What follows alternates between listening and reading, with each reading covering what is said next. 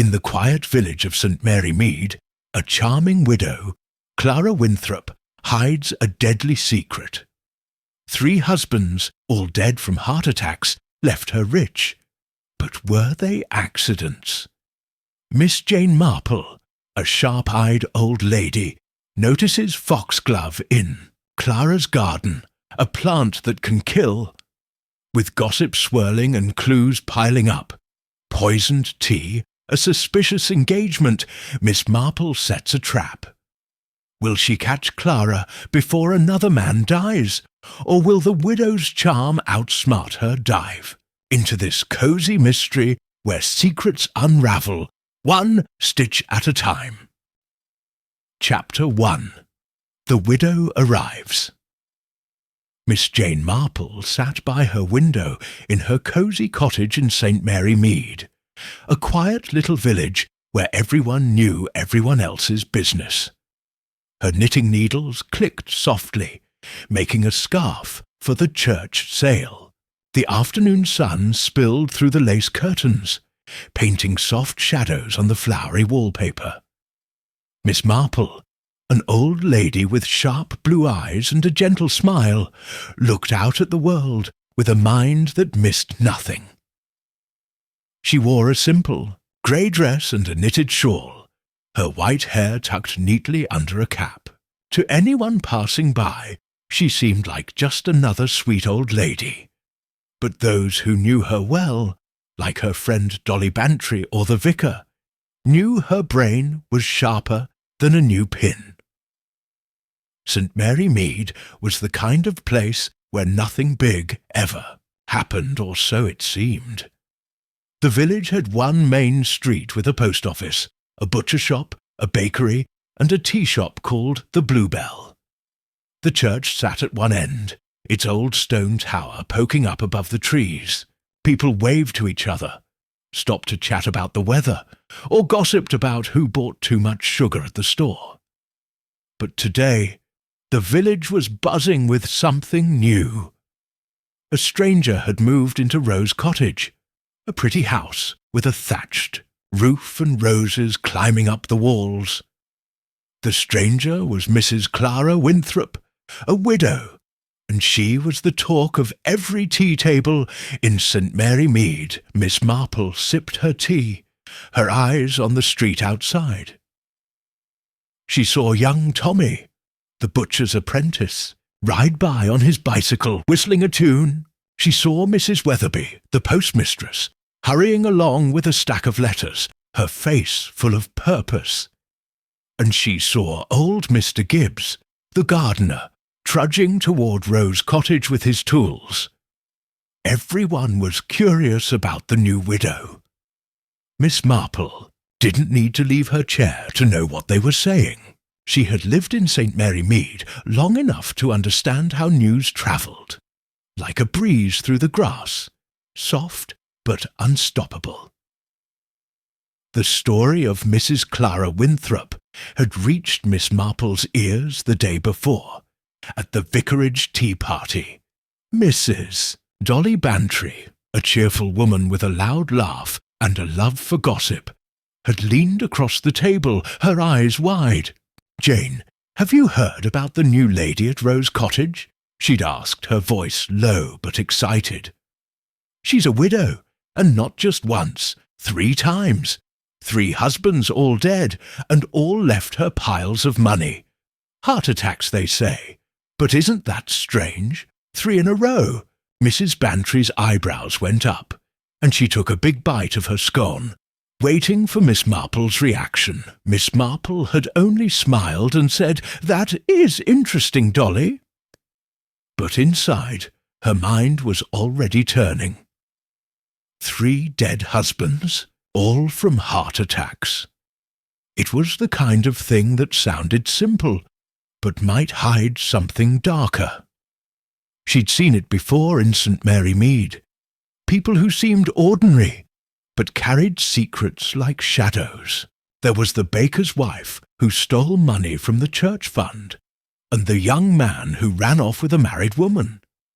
Miss Marple didn't judge, but she noticed. She always noticed. Now, as she sat by her window, Miss Marple thought about Clara Winthrop. The village was full of stories already. Some said Clara was beautiful, with dark hair and eyes that sparkled like a cat's. Others said she was too charming, the kind of woman who made men forget their good sense. Mrs. Weatherby had told the tea party that Clara was in her late 40s, but she looked younger, with smooth skin and a graceful way of moving. She wears black dresses, mourning clothes, but they're fancy, Mrs. Weatherby had said, her nose wrinkling. Silk and lace, not like a proper widow. The vicar, a kind man who always saw the best in people, had said, Now, we mustn't judge. She's had a hard life, losing 3 husbands." Miss Marple's needles paused as she saw a figure walk past her gate. It was Clara Winthrop herself, stepping lightly down the street toward the post office. She wore a blacko dress that caught the light, and a small hat with a veil that didn't quite hide her face. She carried a parasol, though the sun wasn't strong, and her walk was confident, like she knew people were watching. Miss Marple leaned forward, her eyes sharp. Clara stopped to talk to Mr. Ellsworthy, the antique dealer, who was sweeping his shop's doorstep. He smiled broadly, tipping his hat, and Clara laughed, her voice soft but clear. Even from her window, Miss Marple could see the way Mr. Ellsworthy's face lit up. "Oh, my," Miss Marple murmured. "She does have a way about her." Miss Marple set her knitting down and poured another cup of tea. She thought about what she knew so far.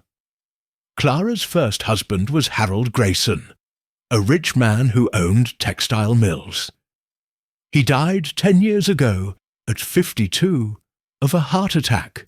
The second was Edward Langley, a banker, dead at 48, also a heart attack. The third, Rupert Thornton, a retired army colonel, passed just last year at 50, another heart attack. All 3 were wealthy, and all 3 left Clara everything. No children, no other family to claim the money.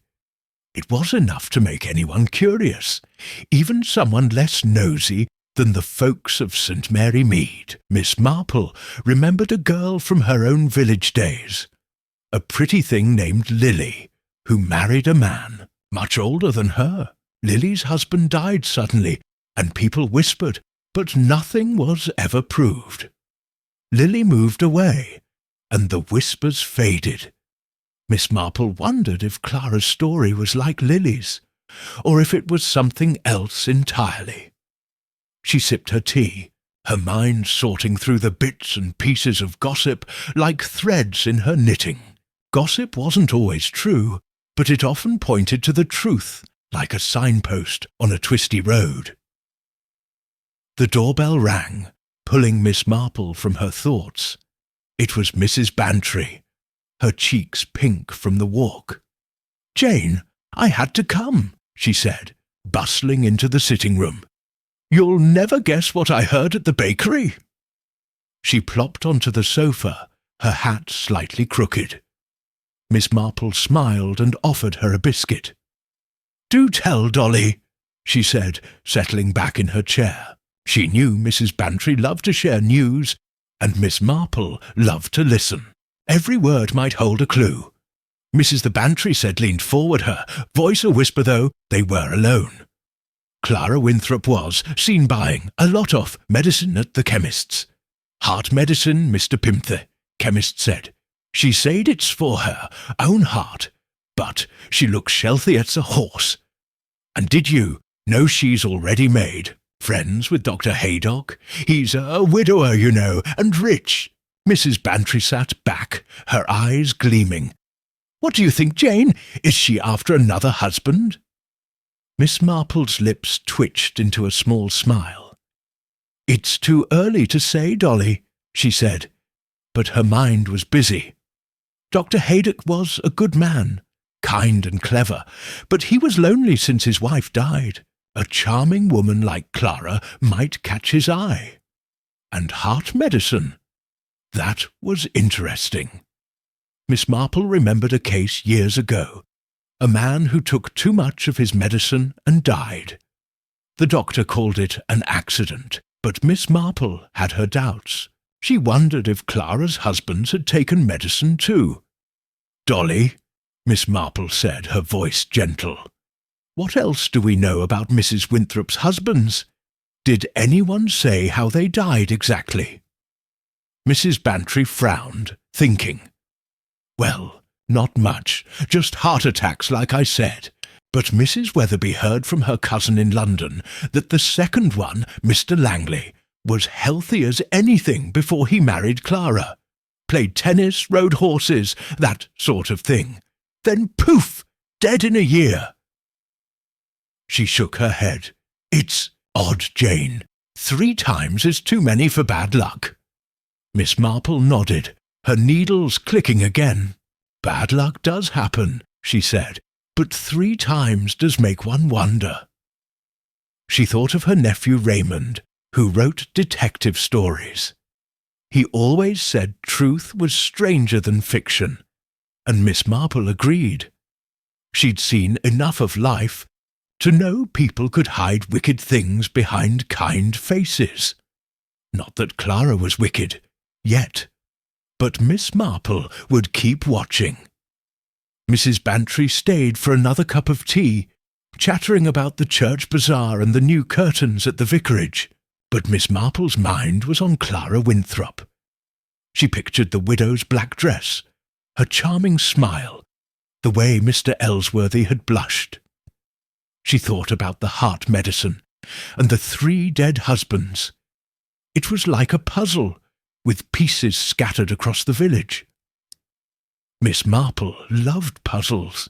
She'd solved many in St. Mary Mead, from stolen jewellery to a missing cat that led to a bigger secret. This puzzle, she felt, was bigger than most. As Mrs. Bantry left, promising to bring more news, Miss Marple picked up her knitting again. The scarf was growing stitch by stitch, just like her thoughts about Clara Winthrop. She looked out the window and saw Clara returning from the post office, a letter in her hand. She stopped to talk to Tommy, the butcher's boy, who grinned and carried her parcel for her. Clara's laugh floated across the street, bright and warm. "She's good at making friends," Miss Marple said to herself. "But what else is she good at?" That evening, Miss Marple walked to the church to drop off some knitted socks for the poor. The air was cool and the village was quiet, except for the soft hum of voices from the Bluebell. She passed Rose Cottage, its windows glowing with lamplight. Through the open curtains, she saw Clara sitting at a table, writing something. A photograph sat beside her, a man's face, maybe one of her husband's. Miss Marple didn't stare, but she noticed. She always noticed. Back home, Miss Marple lit a fire in her small fireplace and settled into her armchair. She opened her notebook, a little book where she jotted down thoughts about people and places. She wrote, "Clara Winthrop, 3 husbands, all dead. Heart, attacks, wealthy, charming, heart medicine, Dr. Haydock." She closed the book and stared into the fire. The village was peaceful again, but Miss Marple knew peace could hide trouble. She'd seen it before. A quiet face, a kind word, and a secret that could turn a village upside down. She thought of her old friend Miss Hartnell, who once said, "Jane, you see too much." Miss Marple had laughed, but it was true. She saw the little things, the glance, the pause, the word that didn't fit. And in St. Mary Mead, little things often led to big truths. Clara Winthrop was a mystery, and Miss Marple loved mysteries. She didn't know yet if Clara was a grieving widow, or something else, but she would find out. Stitch by stitch, clue by clue, she would unravel the truth. As the fire crackled, Miss Marple picked up her knitting again. The scarf was nearly done, but the puzzle of Clara Winthrop was just beginning. Tomorrow she'd visit the post office and talk to Mrs. Weatherby. She'd stop by the chemist and ask Mr. Pym about that heart medicine. And she'd keep an eye on Rose Cottage, where a widow with 3 dead husbands was settling into St. Mary Mead. The village might be quiet, but Miss Marple's mind was wide awake, ready for whatever secrets came next. Chapter 2. The Village Gossip. The morning sun peeked over the hills of St. Mary Mead, casting a golden glow on the cobblestone street outside Miss Jane Marple's cottage. She sat at her small kitchen table, sipping tea from a chipped china cup, her knitting needles resting on a half-finished scarf. Her blue eyes, sharp as ever, watched the world outside her window. A sparrow hopped on the garden path, and young Tommy, the butcher's apprentice, pedalled by on his bicycle, his cap tilted to one side. St. Mary Mead was waking up, and with it came the hum of gossip that Miss Marple knew so well. Today she was sure that gossip would be about Mrs. Clara Winthrop, the widow who had buried 3 husbands and now lived in Rose Cottage. Miss Marple adjusted her shawl and thought about yesterday's visit from Mrs. Dolly Bantry. Dolly's words about Clara, 3 husbands, all dead from heart attacks, all leaving her money, had stirred something in Miss Marple's mind. She didn't jump to conclusions. That wasn't her way. Instead, she collected bits of information like she collected yarn, piecing them together until a pattern formed. In a village like St. Mary Mead, where everyone talked, those bits were never hard to find. The trick was knowing which ones mattered. She finished her tea and decided to visit the post office. Mrs. Weatherby, the postmistress, was the heart of the village's gossip network. If anyone knew more about Clara Winthrop, it would be her. Miss Marple put on her straw hat, picked up her basket, and stepped out into the crisp morning air. The village was small, with neat cottages lined up like beads on a string. The post office sat next to the bakery, its red door bright against the grey stone walls. As Miss Marple walked, she nodded to Mrs. Price, who was sweeping her doorstep, and waved to the vicar's wife, who was watering her roses. Everyone smiled back, but Miss Marple could feel their curiosity. They all wanted to know what she thought about the new widow. Inside the post office, the air smelled of paper and ink. Mrs. Weatherby stood behind the counter, sorting letters with quick hands. She was a thin woman with sharp eyes and a nose that seemed made for sniffing out secrets. "Good morning, Miss Marple," she said, pushing her glasses up. "Posted any letters today?" Her voice was friendly, but her eyes were eager, ready for a chat. "Just passing by," Miss Marple said, setting her basket on the counter. "I thought I'd see how you're getting on. And, well, I couldn't help hearing about the new lady at Rose Cottage. Mrs. Winthrop, isn't it?" She smiled, her face soft and harmless. Miss Marple knew how to ask questions without seeming nosy. It was a trick she'd learned long ago, watching people in St. Mary Mead. People loved to talk, especially if they thought you weren't prying. Mrs. Weatherby's eyes lit up. "Oh, Clara Winthrop! She's got the whole village talking, hasn't she?" She leaned forward, lowering her voice, though the post office was empty. 3 husbands, all gone. Heart attacks, they say. But I say that's no coincidence. My cousin in London knew the second one, Mr. Langley. He was a banker, fit as a fiddle, played golf every weekend. Then he marries her, and a year later, he's dead. Left her a fortune, too. Mrs. Weatherby shook her head, her lips tight. Miss Marple nodded, her face thoughtful. That does sound unusual, she said. And the others, were they healthy, too? She adjusted her basket, looking as if she were just making conversation. Inside, her mind was sharp, filing away every word. Mrs. Weatherby didn't need much prodding. The first one, Harold Grayson, owned mills up north. Big man, loud voice, loved his food and drink. 52 when he died. Heart attack, they said. But my cousin's friend worked in his house. She said he was strong as an ox before he met Clara. The third one, Rupert Thornton, was a soldier, a colonel. Retired early, mind you, but healthy enough to walk miles every day. 50 when he passed, just last year. Another heart attack. She paused, her eyes narrowing. All of them left her money.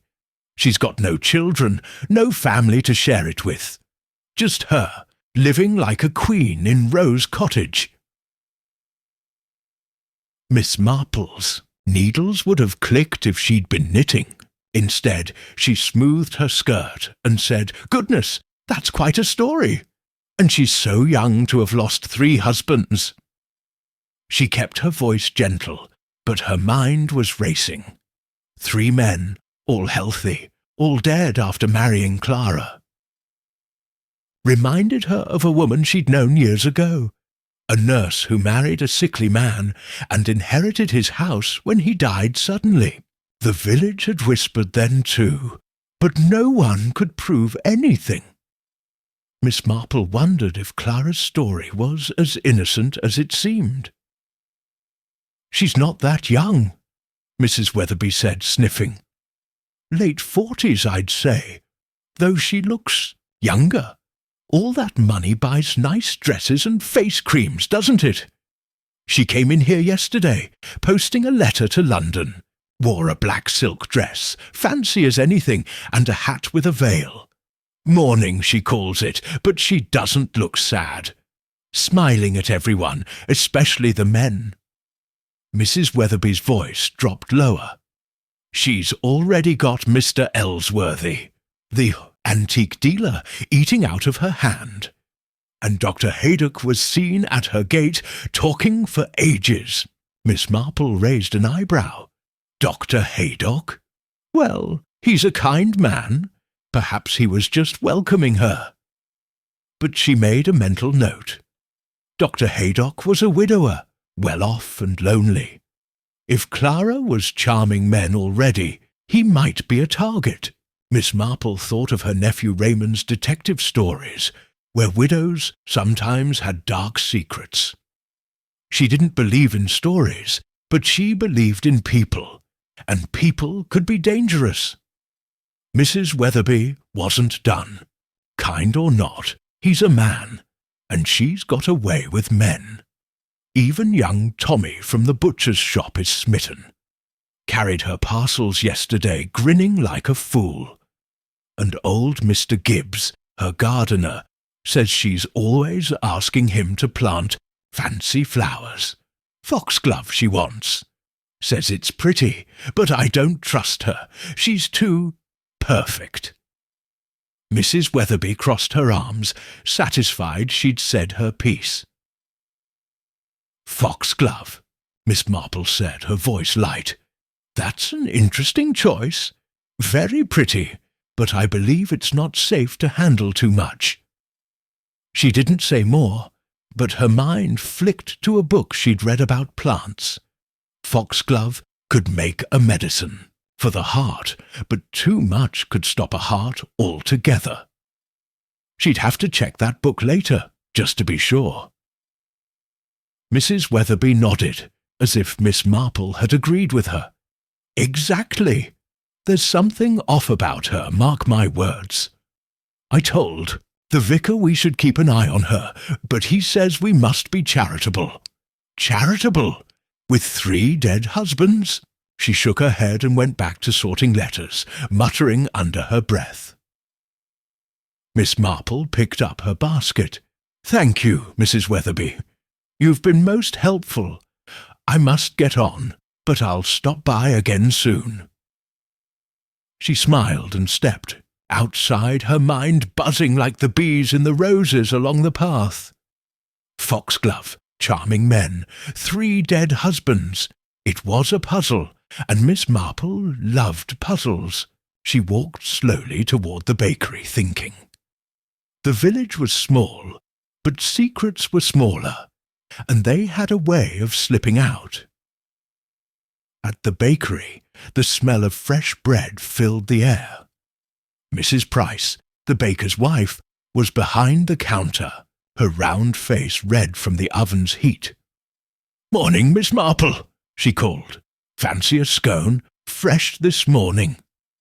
Her eyes twinkled, and Miss Marple knew she was eager to talk. The bakery was another hub of gossip, second only to the post office. "I'll take 2, please," Miss Marple said, setting her basket down. "And how's everything in the village? I hear we have a new neighbour at Rose Cottage." She kept, her tone casual, as if she hadn't just spent 10 minutes hearing about Clara from Mrs. Weatherby. Mrs. Price leaned forward, her voice low.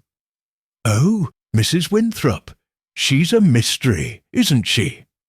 Came in yesterday, bought a loaf and some buns, paid with a crisp new note, like she's got money to burn, wore a black dress, all fancy, and smiled so sweet I almost forgot she's buried 3 husbands."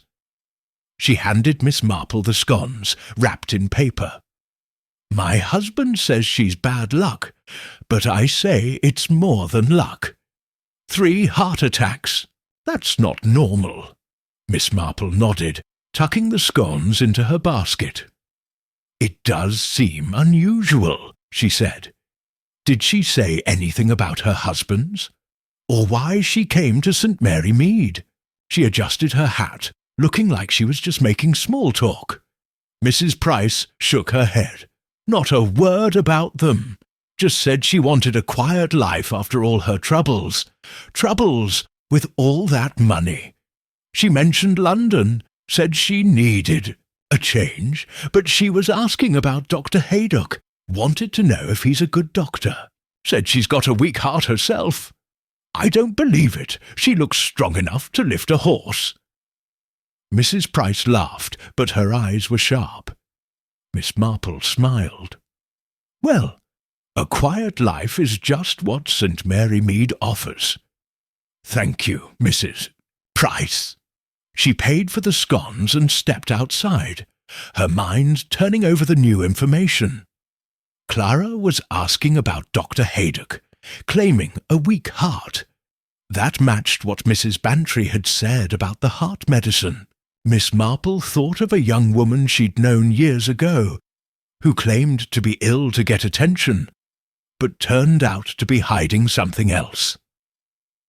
Was Clara playing a similar game? She walked past Rose Cottage on her way home.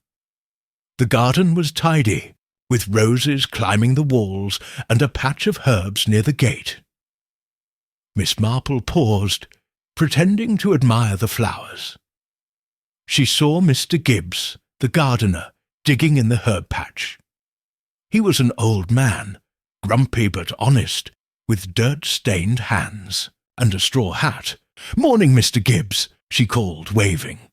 He looked up, wiping his brow. "Morning, Miss Marple. Fine day, isn't it?" His voice was gruff, but he liked Miss Marple. She always asked about his roses. "Lovely," she said, stepping closer. "That's a nice herb garden. Are those foxgloves Mrs. Winthrop asked for?" She pointed to a cluster of tall plants with pink flowers, keeping her voice light. Mr. Gibbs frowned. "Aye, she's mad for them. Says they're pretty, but I don't like 'em. Odd plants not right for a proper garden." He shook his head and went back to digging.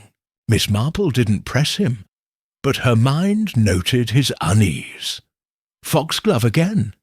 It was a small clue, but in St. Mary Mead, small clues often led to big truths.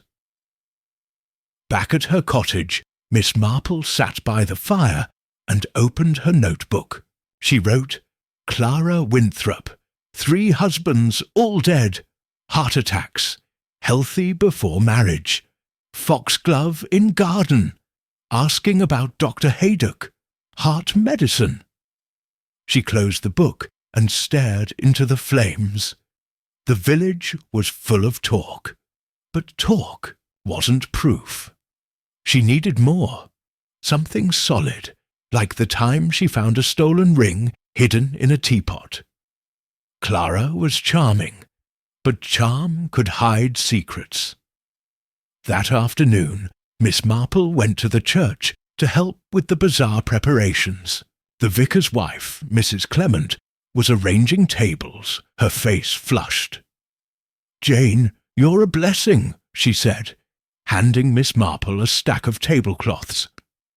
"Have you met Mrs. Winthrop yet? She's promised to bring jams for the bazaar. Such a kind lady." Miss Marple smiled.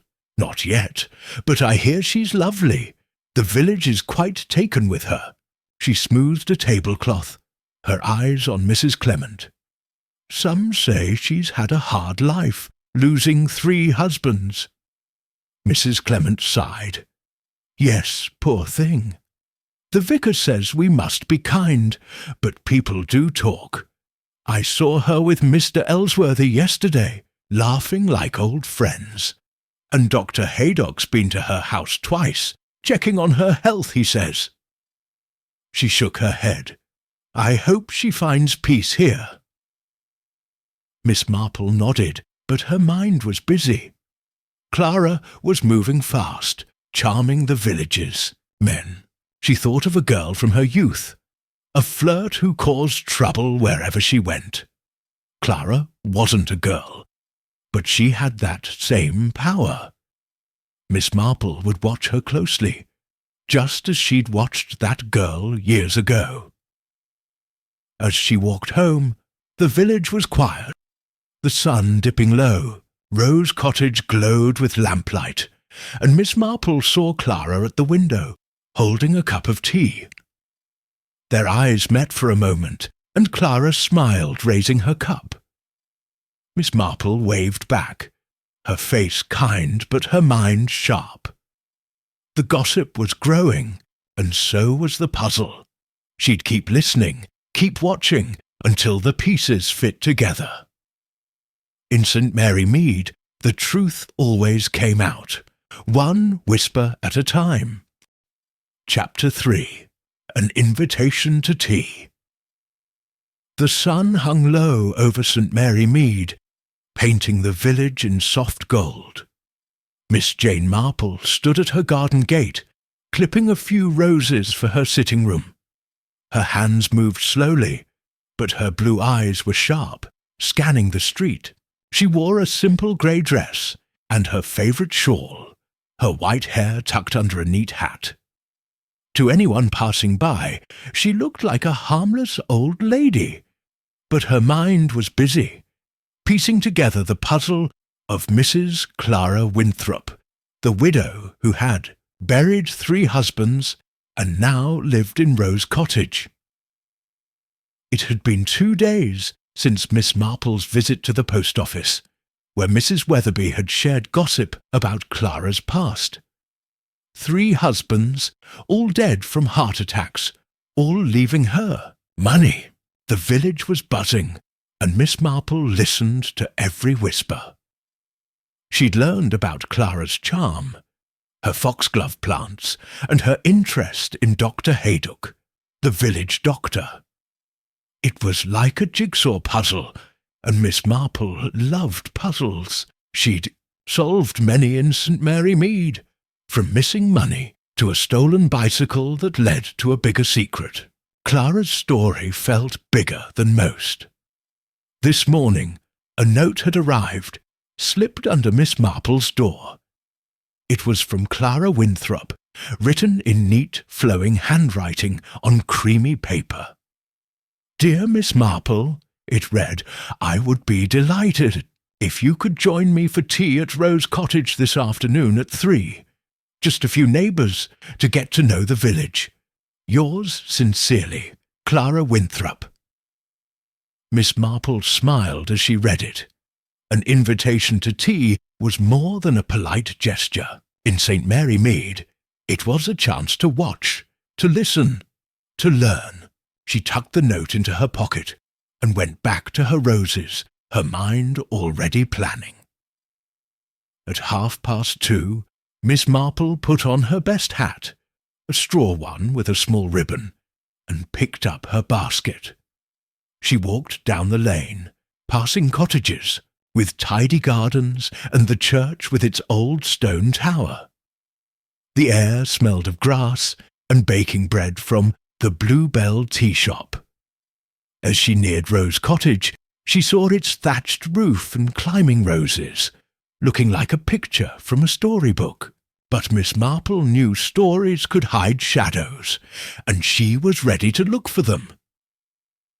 Clara opened the door before Miss Marple could knock. She was striking, with dark hair pinned up, and eyes that sparkled like polished glass. Her black dress was silk, simple but elegant, with a lace collar that spoke of money. "Miss Marple, how lovely," Clara said, her voice warm as honey. "Please, come in." She smiled, showing perfect teeth, and stepped aside to let Miss Marple enter. The cottage was as pretty inside as out. The sitting room had flowery curtains, a polished wooden table, and a fireplace with a low fire crackling. On the mantel stood 3 framed photographs, 3 men, each staring out with serious eyes. Miss Marple's gaze lingered on them for a moment, but she didn't comment. Instead, she said, "What a charming home, Mrs. Winthrop. You've settled in nicely." Clara laughed, a soft sound like bells.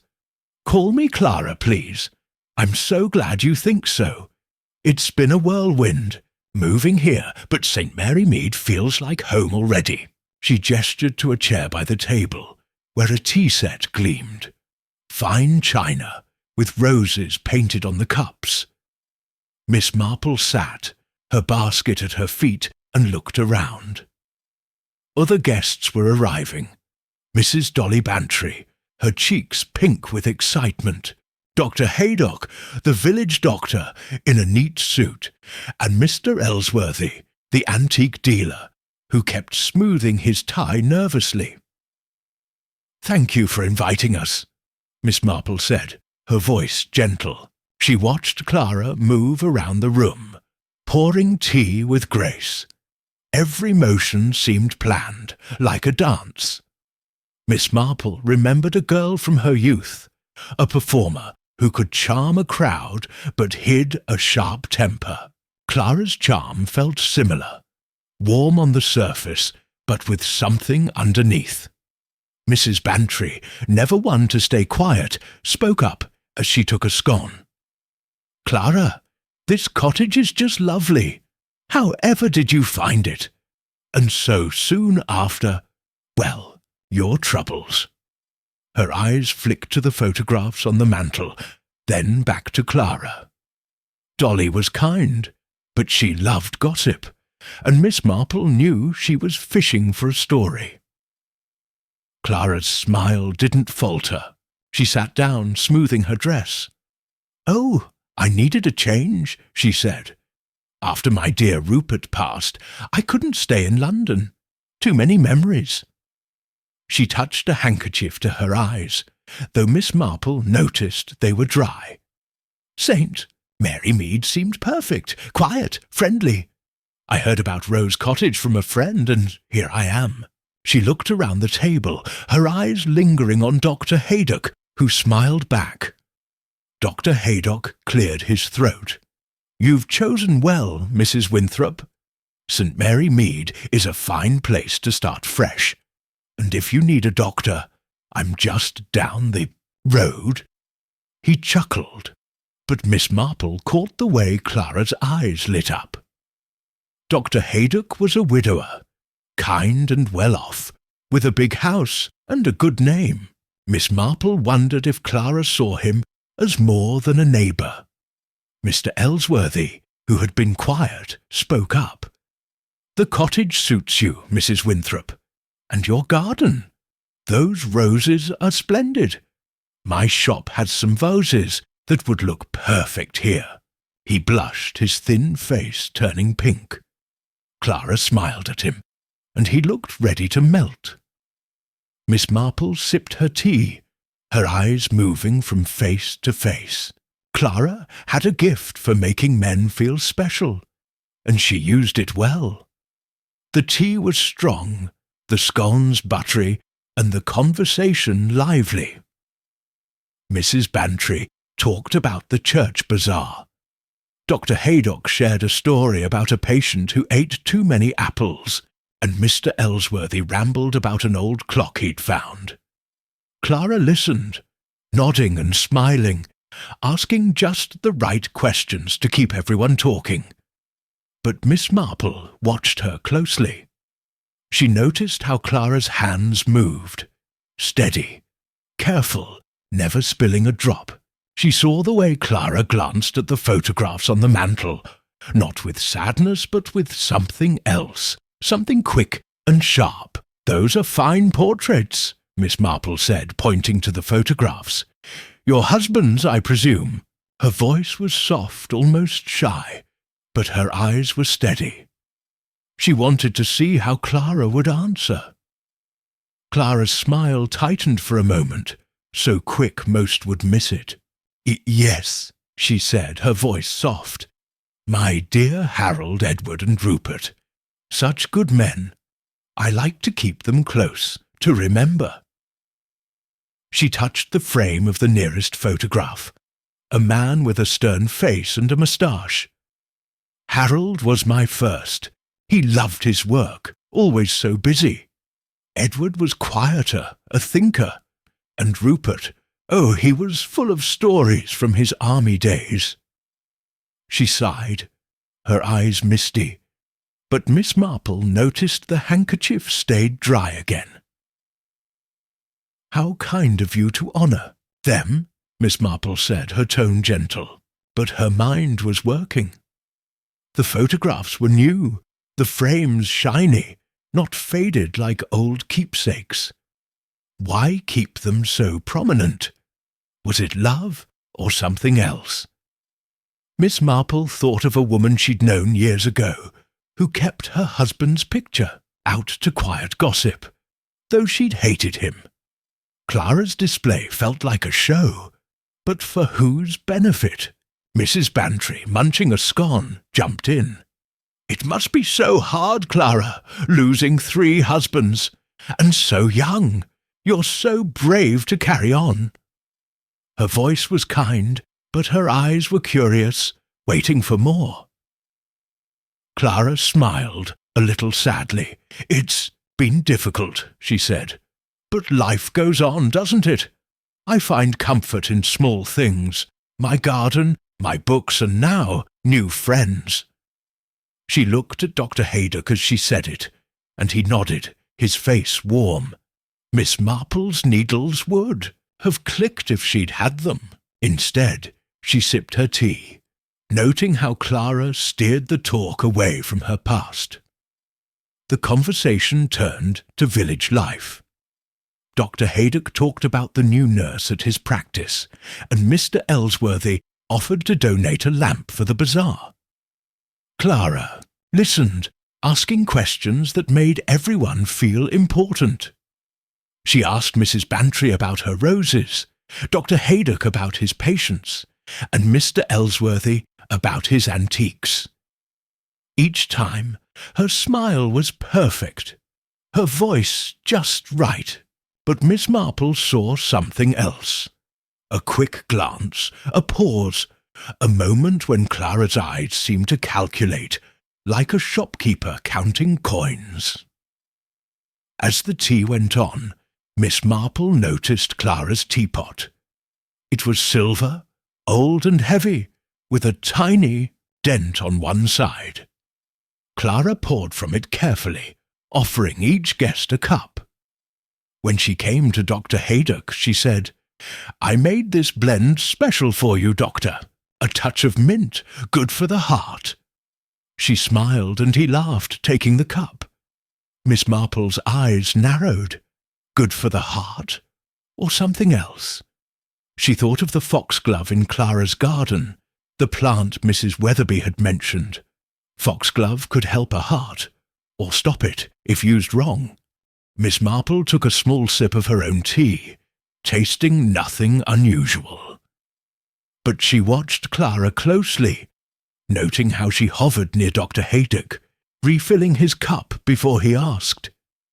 "You're too kind, Mrs. Winthrop," he said, his face bright. Clara only smiled, but Miss Marple saw that quick look again, like a cat watching a bird. The tea party went on, with laughter and chatter filling the room. Mrs. Bantry told a story about her dog chewing a slipper, and Mr. Ellsworthy described a chair he'd sold to a lord. Clara was the perfect host, moving from guest to guest, her black dress rustling softly. But Miss Marple kept her eyes on the little things, the way Clara touched Dr. Haydock's arm, the way she glanced at the photographs, the way her smile never quite reached her eyes. Miss Marple had seen such smiles before, on people hiding secrets. There was the vicar's sister, years ago, who smiled like that while stealing from the church fund. Clara's smile was better, but it felt the same. As the afternoon faded, the guests began to leave. Mrs. Bantry hugged Clara, promising to bring her to the next knitting circle. Mr. Ellsworthy offered to show her his shop, his face still pink. Dr. Haydock thanked her for the tea, saying he'd check on her health soon. Miss Marple was the last to go. She stood at the door, her basket in hand, and said, "Thank you, Clara. It was a lovely afternoon. I hope we'll see more of you in the village." Clara's smile was warm. "Oh, you will, Miss Marple. I plan to stay a long time." Her eyes met Miss Marple's, and for a moment there was a challenge there, like two players in a game. Miss Marple smiled back, her face soft but her mind sharp. She walked home slowly, the village quiet under the evening sky. The air was cool, and the lights in the cottages glowed like stars. Miss Marple thought about the tea party, replaying every word, every look. The photographs, the teapot, the special blend for Dr. Haydock. It all felt like pieces of a puzzle. She remembered a case from years ago. A woman who poisoned her husband's tea, claiming it was an accident. The village had believed her, but Miss Marple hadn't. She wondered if Clara was as clever as that woman, or cleverer. At home, Miss Marple lit her fire and sat in her armchair. She opened her notebook and wrote, "Clara Winthrop, tea party. Charming, too perfect. Photographs of husbands, new frames. Special tea for Dr. Haydock. Foxglove in garden. Watching him closely." She closed the book and stared into the flames. Clara was playing a part, but what was it? A lonely widow, or something more dangerous? Miss Marple didn't know yet, but she would find out. In St. Mary Mead, secrets never stayed hidden for long, not when she was watching. She picked up her knitting, the needles clicking softly. The scarf was growing, and so was the mystery. Tomorrow she'd visit the library and look up foxglove in that botany book. She'd talk to Mr. Gibbs, the gardener, about those plants. And she'd keep an eye on Dr. Haydock, who seemed to like Clara's tea a little too much. The village was quiet, but Miss Marple's mind was awake, ready for the next clue in the puzzle of Clara Winthrop. Chapter 4. A Curious Discovery.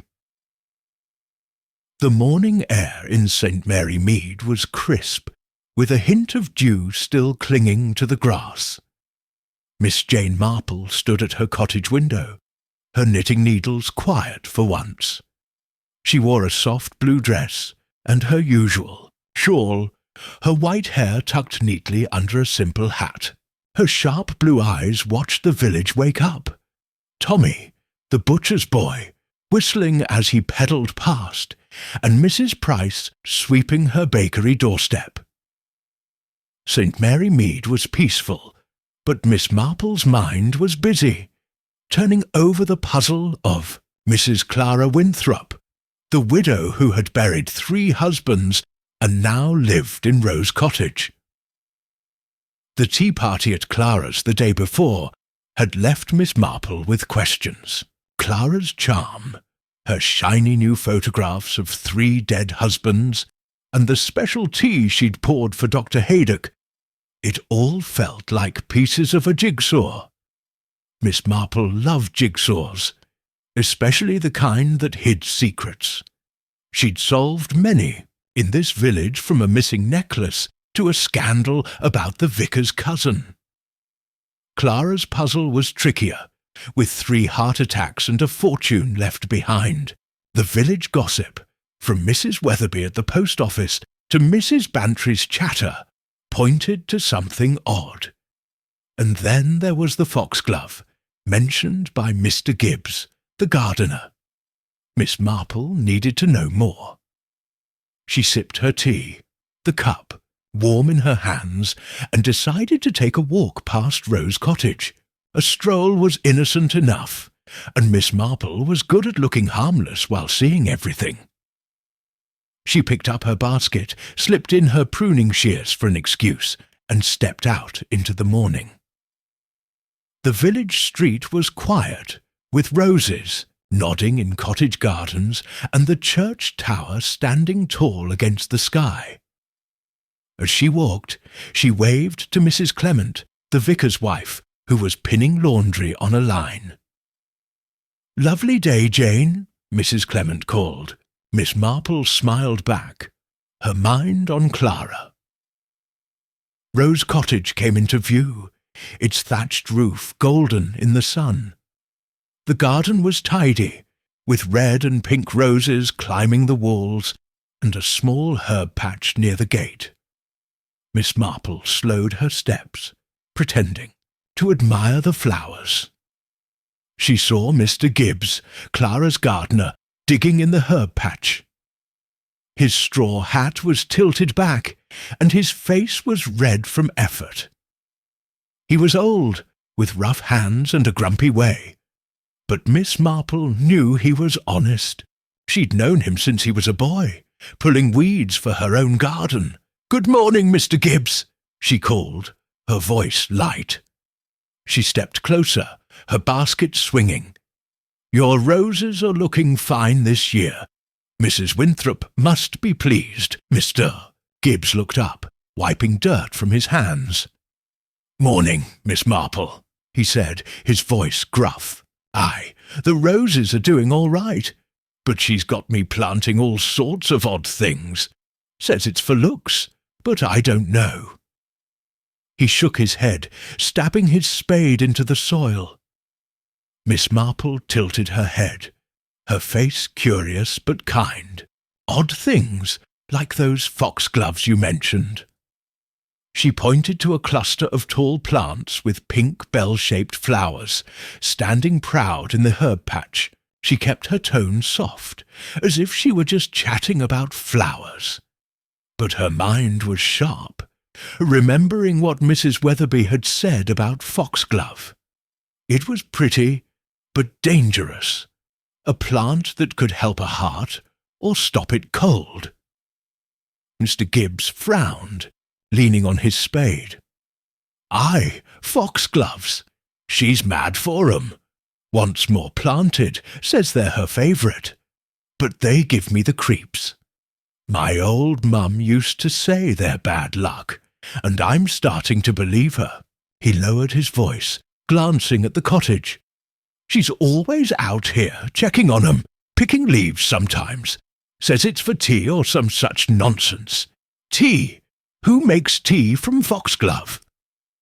He snorted, but his eyes were uneasy. Miss Marple's heart gave a little jump, though her face stayed calm. Picking leaves? That was new. She remembered a book she'd read years ago about plants and their uses.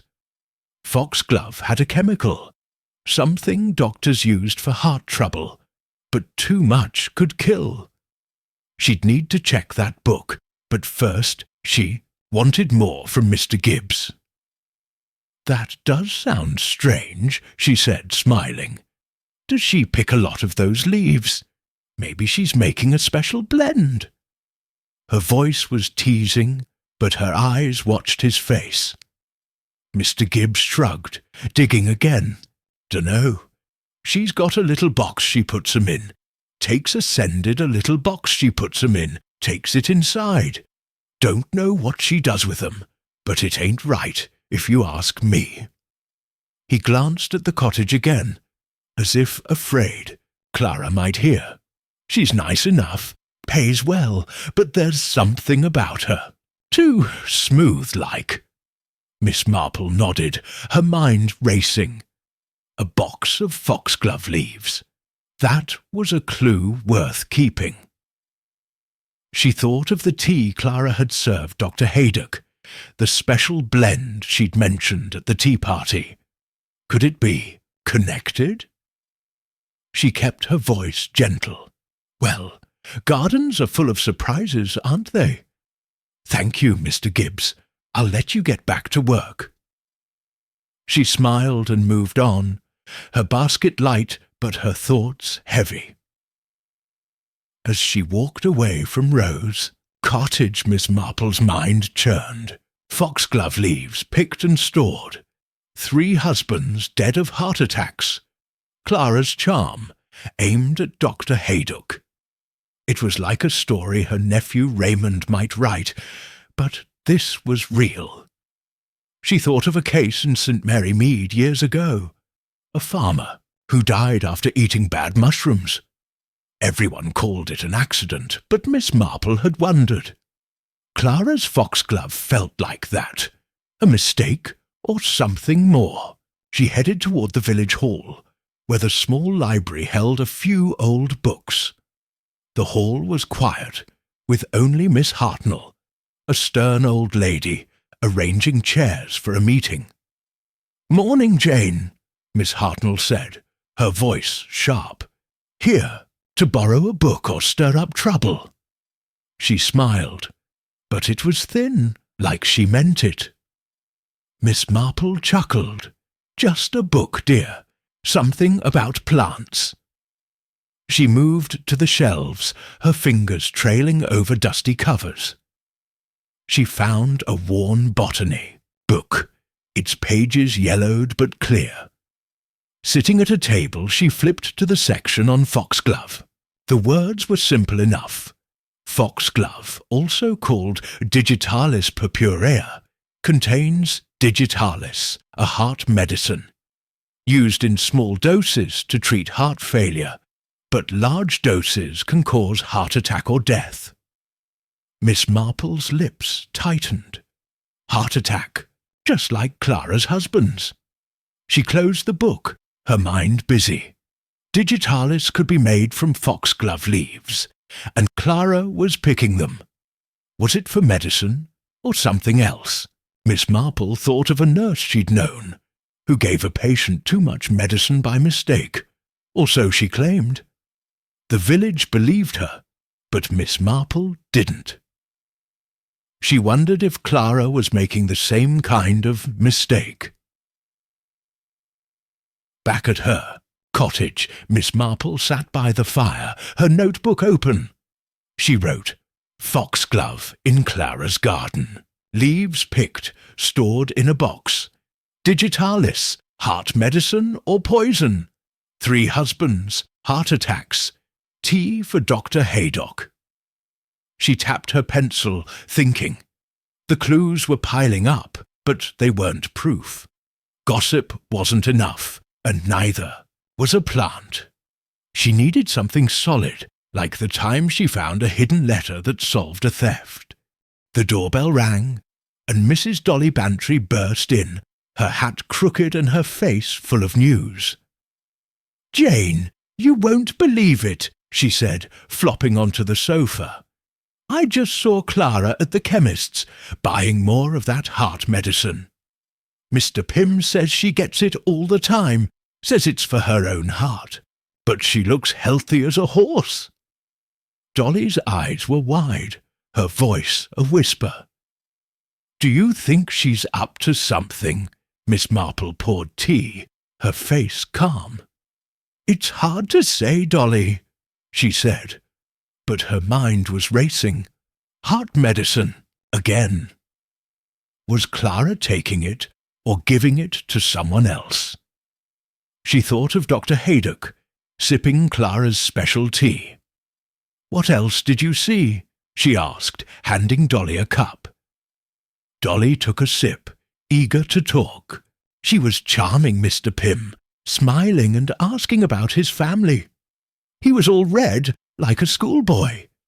And she bought a big bottle of that medicine, said it was for her weak heart. Weak heart, my foot. She was carrying a heavy basket, not even, out of breath. Dolly shook her head, and she asked about Dr. Haydock again. Wanted to know if he's free for dinner. "Jane, I think she's after him." Miss Marple's eyes narrowed, though she smiled. "Dr. Haydock is a sensible man," she said, but she wasn't so sure. Men could lose their sense around a woman like Clara. She remembered a young man in the village, charmed by a pretty face, who got into trouble over money. Clara's charm was stronger, and so was the danger.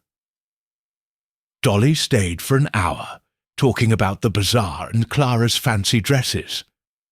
But Miss Marple's thoughts were on Foxglove and heart attacks. After Dolly left, she walked to her garden, where her own roses grew. She clipped a few, thinking of Clara's herb patch. Foxglove was pretty, but deadly. Was Clara growing it for beauty, or for something else? Miss Marple didn't know yet, but she'd find out. That evening, she sat by her fire, knitting the scarf again. The needles clicked, steady as her thoughts. She pictured Clara's garden, Mr. Gibbs's uneasy face, the shiny photographs of 3 dead men. The village was full of whispers, but Miss Marple needed more than whispers. Tomorrow she'd talk to Dr. Haydock, ask about heart medicine. She'd visit Mr. Gibbs again, see if he'd noticed anything else. And she'd keep watching Clara, whose smile hid something sharp. The fire crackled, and Miss Marple's scarf grew longer. The puzzle was growing too, piece by piece. In St. Mary Mead, secrets didn't stay buried, not with Miss Marple around.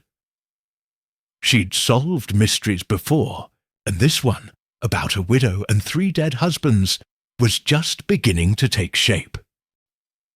Chapter 5. The Doctor's Doubts.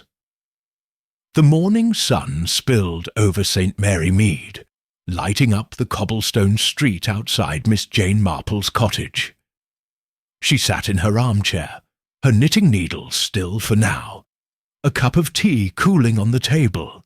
Her grey dress was neat, her shawl draped over her shoulders, and her sharp blue eyes gazed out the window.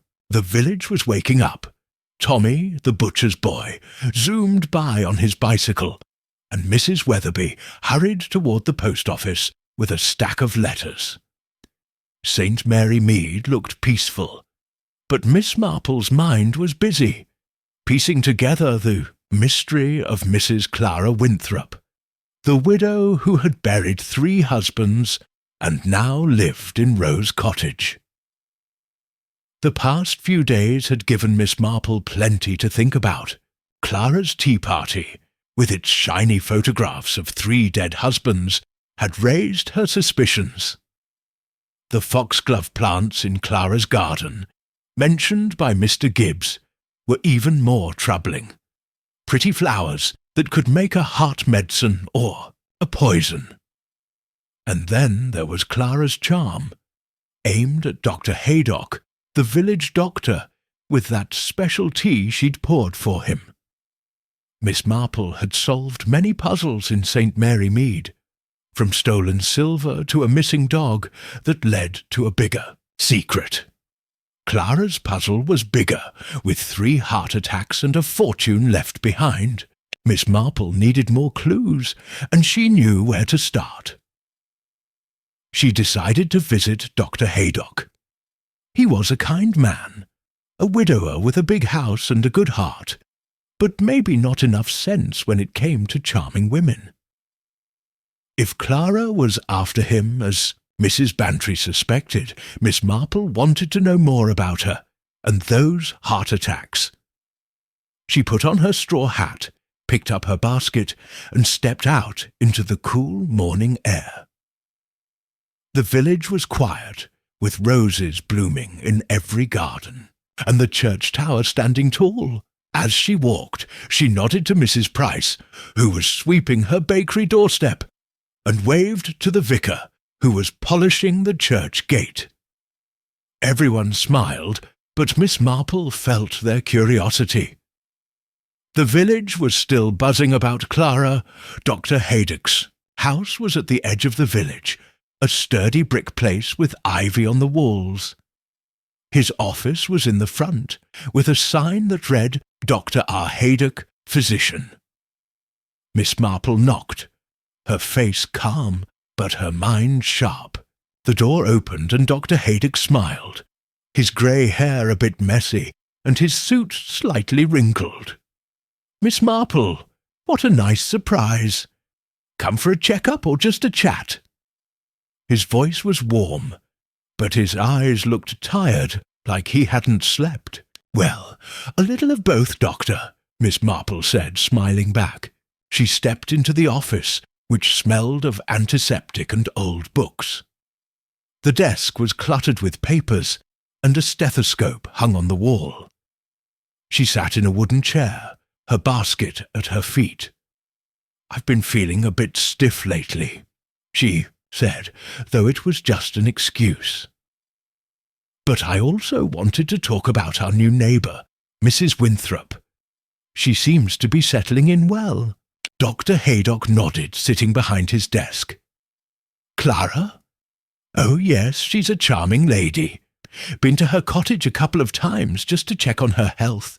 She says she's got a weak heart, needs medicine." He frowned, tapping a pencil.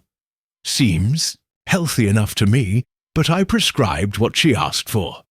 Digitalis, for heart trouble." Miss Marple's heart gave a little jump, though her face stayed soft. Digitalis. The botany book had said it came from foxglove, the plant in Clara's garden. She kept her voice light. "Digitalis? That's strong medicine, isn't it? Does she take it often?" She adjusted her shawl, looking like she was just curious. Dr. Haydock leaned back, his brow creased. "It is strong, yes. Can help her heart, but too much can hurt it. She gets it from Mr. Pym at the chemist's, says she's been taking it for years. I checked her over, though, and her heart seems fine. Strong pulse, good colour. Makes you wonder." He shook his head, his voice low. "She's a bit of a mystery, that one." Miss Marple nodded, her mind racing. Clara claimed a weak heart, but looked healthy. She was buying digitalis and growing foxglove. Miss Marple thought of a nurse she'd known years ago, who gave a patient too much medicine, claiming it was a mistake. The village believed her, but Miss Marple didn't. "Have you seen her prescriptions from before?" she asked, her tone gentle. "From her time in London, perhaps." Dr. Haydock's eyes narrowed. "Funny you mention that. I had a friend in London, a doctor. Look into her records. She's been getting digitalis for years, even before her third husband died. Always for her own heart, she says. But my friend said something else." He leaned forward, his voice dropping. He got hold of the death certificates for her husbands, Harold Grayson, Edward Langley, Rupert Thornton, all listed as heart attacks, no autopsies. That's not unusual, mind you, but 3 in a row. It's odd. Miss Marple's fingers itched for her knitting needles, but she kept still. 3 heart attacks, she said softly, and all healthy men from what I hear. Mrs. Weatherby said Mr. Langley played golf, and Mr. Thornton walked miles every day. She looked at Dr. Haydock, her eyes steady. Could digitalis cause a heart attack if someone took too much? ... Haydock's face grew serious. It could. Digitalis strengthens the heart in small doses, but too much can make it beat wrong. Stop it even. Hard to spot unless you're looking for it. No one did autopsies on those men, so we'll never know. He paused, rubbing his chin. You're not suggesting Clara did something, are you? Miss Marple smiled, her face kind but her mind sharp. Oh, I'm just an old lady doctor, thinking out loud. But 3 is a lot of bad luck, isn't it? She didn't say more, but her words hung in the air. She thought of a man in St. Mary Mead, years ago, who died suddenly after drinking tea laced with something bitter. The doctor called it natural, but Miss Marple had her doubts. Clara's husbands felt like that. Too neat, too tidy. Dr. Haydock leaned back, his eyes thoughtful. You've got a point, Miss Marple. I like Clara, she's charming, but I can't help wondering. She's been asking me to dinner, says she's lonely. I've said no so far, busy with patients, but she's persistent. He chuckled, but it sounded uneasy. And that tea she served me at her cottage, minty, she said. Tasted fine, but I didn't finish it. Been feeling a bit off since. Miss Marple's heart skipped again, but she kept her face calm. Off? How so? She asked, her voice soft as a breeze. He shrugged. Just tired, a bit dizzy. Probably nothing, just working too hard. But I'll keep an eye on it. He smiled, trying to lighten the mood.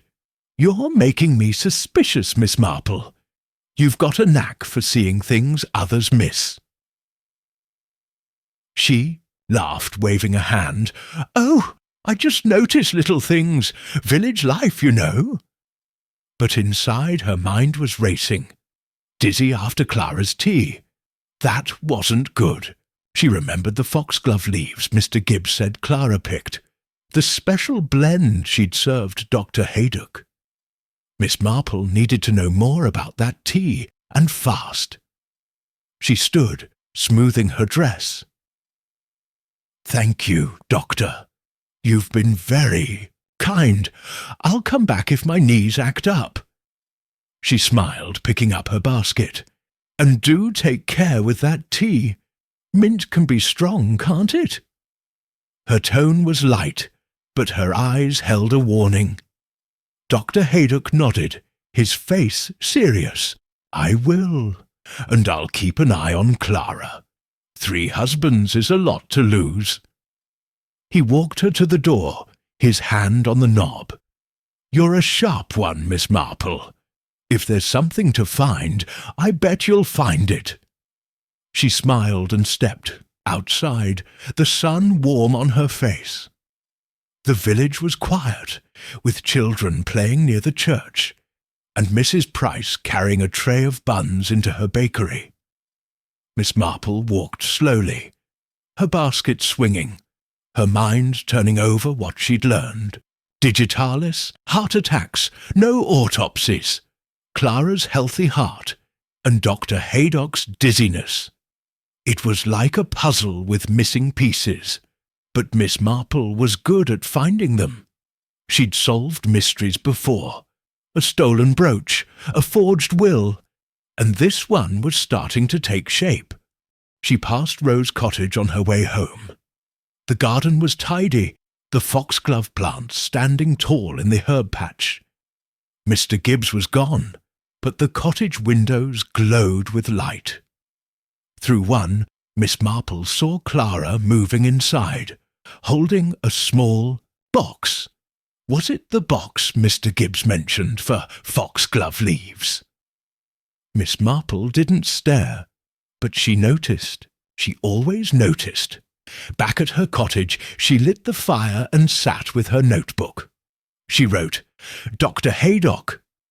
Clara's digitalis, years of use. 3 husbands, heart attacks, no autopsies. Dr. Haydock dizzy after tea. Foxglove leaves in a box." She tapped her pencil, thinking. The clues were piling up, but they weren't proof. She needed something solid, like the time she found a hidden note in a book that solved a theft. The doorbell rang, and Mrs. Bantry burst in, her hat askew. "Jane, you'll never guess," she said, flopping onto the sofa. "I saw Clara at the church, charming the vicar. She's donating jam for the bazaar, and he was all smiles. And then I heard she's invited Dr. Haydock to dinner tomorrow. Jane, what if she's after him?" Her eyes were wide, her voice a mix of worry and excitement. Miss Marple poured tea, her face calm. "That's interesting, Dolly," she said, handing her a cup. "Did she say anything about her health? Or her husband's?" She kept her tone light, but her mind was sharp, filing away every word. Dolly shook her head. "Not a peep about them.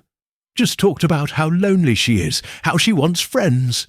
But she's got that look, Jane, like she's planning something. And Mr. Ellsworthy was there too, carrying her basket, blushing like a boy." She sipped her tea, frowning. She's got half the village under her spell. Miss Marple nodded, her thoughts on Dr. Haydock. If Clara was inviting him to dinner, she might try that tea again. Miss Marple thought of a woman in the village, years ago, who charmed men to get what she wanted. Clara was smoother, but the pattern was the same. "We'll keep an eye on her, Dolly," she said. "Dr. Haydock is sensible, but a little watching won't hurt." Dolly stayed for a while, talking about the bazaar and Clara's fancy dresses. But Miss Marple's mind was on digitalis and heart attacks. After Dolly left, she sat by the fire, her knitting needles clicking again. The scarf was growing, and so was the mystery. Tomorrow she'd talk to Mr. Pym at the chemist's, ask about Clara's medicine.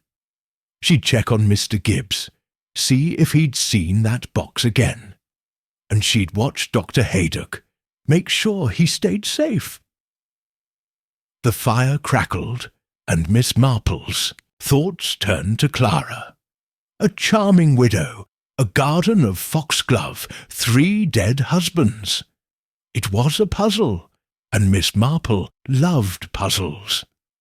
In St. Mary Mead, secrets never stayed hidden for long, not with her sharp eyes watching. She'd find the truth, one clue at a time. Chapter 6. The Widow's Charm. The sun shone bright over St. Mary Mead, making the village look like a picture from a storybook. Miss Jane Marple stood outside the church hall, her straw hat tilted against the light. Her grey dress was neat, her shawl draped over her shoulders, and her sharp blue eyes watched the crowd gathering for the church bazaar. Her knitting was tucked in her basket, but her mind was busy, piecing together the puzzle of Mrs. Clara Winthrop, the widow who had buried 3 husbands and now lived in Rose Cottage. The village was buzzing, and Miss Marple knew today would bring more clues. The bazaar was a big event in St. Mary Mead. Tables lined the church lawn, covered with jams, cakes, knitted scarves and old books. Children ran about laughing, while women chatted and men carried heavy boxes. Miss Marple loved the bazaar. It was a place to watch people, to catch the little looks and words that hid secrets. She'd solved mysteries here before, like the time she noticed a missing coin purse and found it in a flower pot, leading to a thief. Clara's mystery was bigger, with 3 heart attacks, a fortune, and foxglove plants that could be poison. Miss Marple was ready to watch her closely. She walked to a table where Mrs. Clement, the vicar's wife, was selling jam. "Morning, Jane," Mrs. Clement said, her face pink from the sun. "Your scarves are selling fast. Have you seen Mrs. Winthrop's stall? Her jams are a hit." She pointed across the lawn, where a crowd gathered around a table with bright jars of strawberry and plum jam. Miss Marple's eyes followed. There was Clara Winthrop, her black silk dress catching the light, her dark hair pinned under a small hat. She smiled, handing out jars, her voice sweet as she talked to buyers. Men lingered at her stall. Mr. Ellsworthy, the antique dealer, was there, his face red as he bought 3 jars. Young Tommy, the butcher's boy, stood nearby, holding a crate for her, grinning like a fool. Even the vicar was there, nodding as Clara spoke. Miss Marple's lips twitched. Clara had a gift, like a spider spinning a web, catching everyone. In it. "Thank you, Mrs. Clement," Miss Marple said, her voice soft. "I'll take a look." She moved toward Clara's stall, her basket light but her mind heavy. The past week had given her plenty to think about. Dr. Haydock's talk about digitalis, the heart medicine Clara bought, was troubling. He'd said her husbands, Harold Grayson, Edward Langley, Rupert Thornton, died of heart attacks with no autopsies. Clara claimed a weak heart, but looked strong. And then there was the foxglove in her garden, its leaves picked for a box, as Mr. Gibbs had said. Foxglove made digitalis, which could stop a heart if used wrong. Miss Marple thought of the tea Clara served Dr. Haydock and his dizziness after. It was a puzzle, and she needed more pieces. At Clara's stall, the air smelled of sweet jam and fresh grass. Clara looked up, her eyes sparkling. "Miss Marple, how lovely to see you," she said, her voice warm. "Would you like a jar? Strawberry's my best." She held up a jar, the red jam glowing in the sun. Her smile was perfect, but Miss Marple saw a quick flicker in her eyes, like a cat watching a mouse. "Thank you, Clara," Miss Marple said, taking the jar. "These look delicious. You've been busy, settling in and making all this." She kept her tone light, her face kind, but her eyes were sharp. She noticed Clara's hands, steady, no trembling, not like someone with a weak heart. She saw the way Clara leaned toward Mr. Ellsworthy, who was still at the stall, buying another jar he didn't need. "Oh, I love keeping busy," Clara said, her laugh soft like bells. It helps, you know, after all my losses." She touched a locket at her neck, a small gold thing that gleamed. Miss Marple wondered if it held a picture of one of her husbands, or something else. Clara turned to Tommy, who was stacking crates. "Thank you, Tommy, you're such a dear," she said, and he blushed, nearly dropping a jar. Miss Marple smiled, but her mind was working. Clara's charm was like a net, catching men young and old. She thought of a girl in the village years ago who flirted her way out of trouble but got caught stealing. Clara was smoother, but the pattern was the same. Miss Marple decided to test her.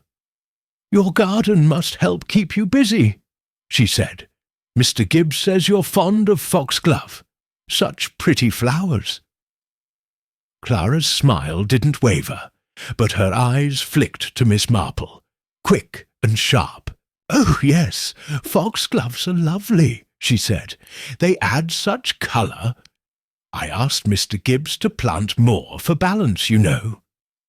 She turned to Mr. Ellsworthy, handing him a jar. "You must come see my garden, Mr. Ellsworthy. It's quite pretty now." Mr. Ellsworthy's face lit up. "I'd love that, Mrs. Winthrop. Maybe tomorrow?" He fumbled with his wallet, dropping coins. Clara laughed, helping him pick them up, her hand brushing his. Miss Marple watched, her lips tight. Clara was moving fast, and Mr. Ellsworthy was an easy target. Rich, single, and shy, the crowd grew, and Clara's stall stayed busy. Miss Marple moved to a nearby table, pretending to look at knitted hats, but her eyes stayed on Clara. She saw the vicar buy 2 jars, his face bright as Clara thanked him. She saw Dr. Haydock approach, his suit neat, but his eyes tired. Clara's smile grew wider. "Doctor, how kind of you to come," she said, handing him a jar. "This one's special, made with a touch of mint. Good for the heart." She winked and he chuckled, but Miss Marple's stomach tightened. Mint again, like the tea that made him dizzy. Dr. Haydock stayed, talking to Clara, his voice low. Miss Marple couldn't hear, but she saw Clara touch his arm, her laugh floating over the crowd. Miss Marple thought of a woman she'd known who charmed men to get money, then left them broke. Clara's charm was stronger and maybe more dangerous. Miss Marple needed to know what was in that jam and that tea. She wandered to the edge of the bazaar, where Mr. Gibbs was selling plants. His table had pots of roses and herbs, but no foxglove. "Morning, Mr. Gibbs," Miss Marple said, her voice gentle. "Your plants are lovely. Did Mrs. Winthrop ask for more foxglove yet?" Mr. Gibbs grunted, wiping dirt from his hands. "Aye, she did, just yesterday. Wants a whole row of 'em now. Says it's for looks, but I don't like it. Those plants are trouble." He glanced at Clara's stall, his face sour. "She's got me digging up half the garden for her, and she's always out there picking those leaves, putting 'em in her box. Makes my skin crawl." Miss Marple's heart jumped, but her face stayed calm. "Still picking leaves? That's interesting," she said. "Does she say what for?" She adjusted her basket, looking like she was just chatting. Mr. Gibbs shook his head. "Says it's for tea, or some such foolishness. Tea. Nobody makes tea from foxglove. My mum warned me about those plants. Pretty, but deadly." He lowered his voice. "She's nice enough, pays on time, but there's something off about her. Too sweet, like sugar gone bad." Miss Marple nodded, her mind racing. Foxglove leaves again, for tea. She thought of Dr. Haydock's dizziness, the digitalis he'd mentioned, the heart attacks of Clara's husbands. It was like a puzzle with sharp edges. She thanked Mr. Gibbs and moved back to the crowd, her eyes on Clara. The widow was now talking to Mrs. Bantry, who was buying a jar of jam, her face all smiles. Clara had a way of making everyone like her, but Miss Marple saw through it. She saw the quick glances, the careful words, the charm that hid something else.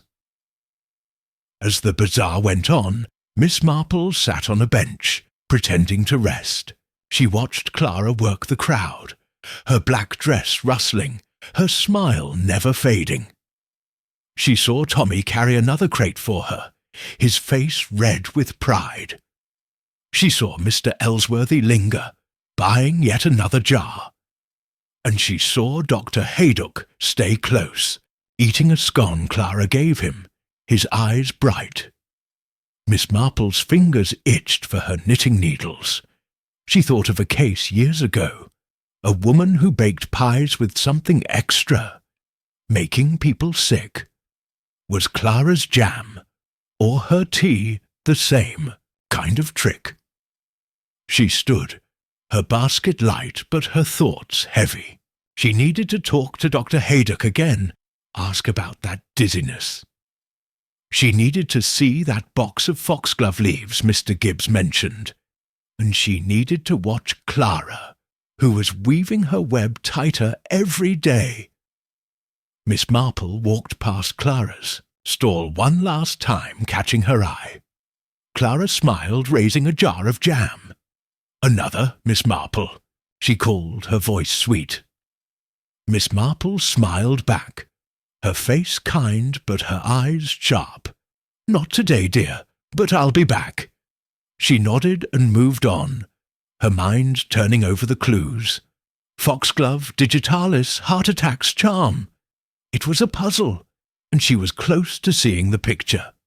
Back at her cottage, Miss Marple lit the fire and opened her notebook. She wrote, "Clara at bazaar, charming everyone, especially men. Foxglove leaves for tea, says Mr. Gibbs. Dr. Haydock given mint jam. Mr. Ellsworthy smitten. Too sweet like sugar gone bad." She tapped her pencil, thinking. The clues were growing, but they weren't proof. She needed something solid, like the time she found a hidden key that solved a robbery. The doorbell rang, and Mrs. Bantry burst in, her hat crooked. "Jane, you saw her at the bazaar," she said, flopping onto the sofa. "Clara's got the whole village wrapped around her finger. Even the vicar's eating her jam. And Dr. Haydock, he's going to her cottage for dinner tomorrow. Jane, what if she's planning something?"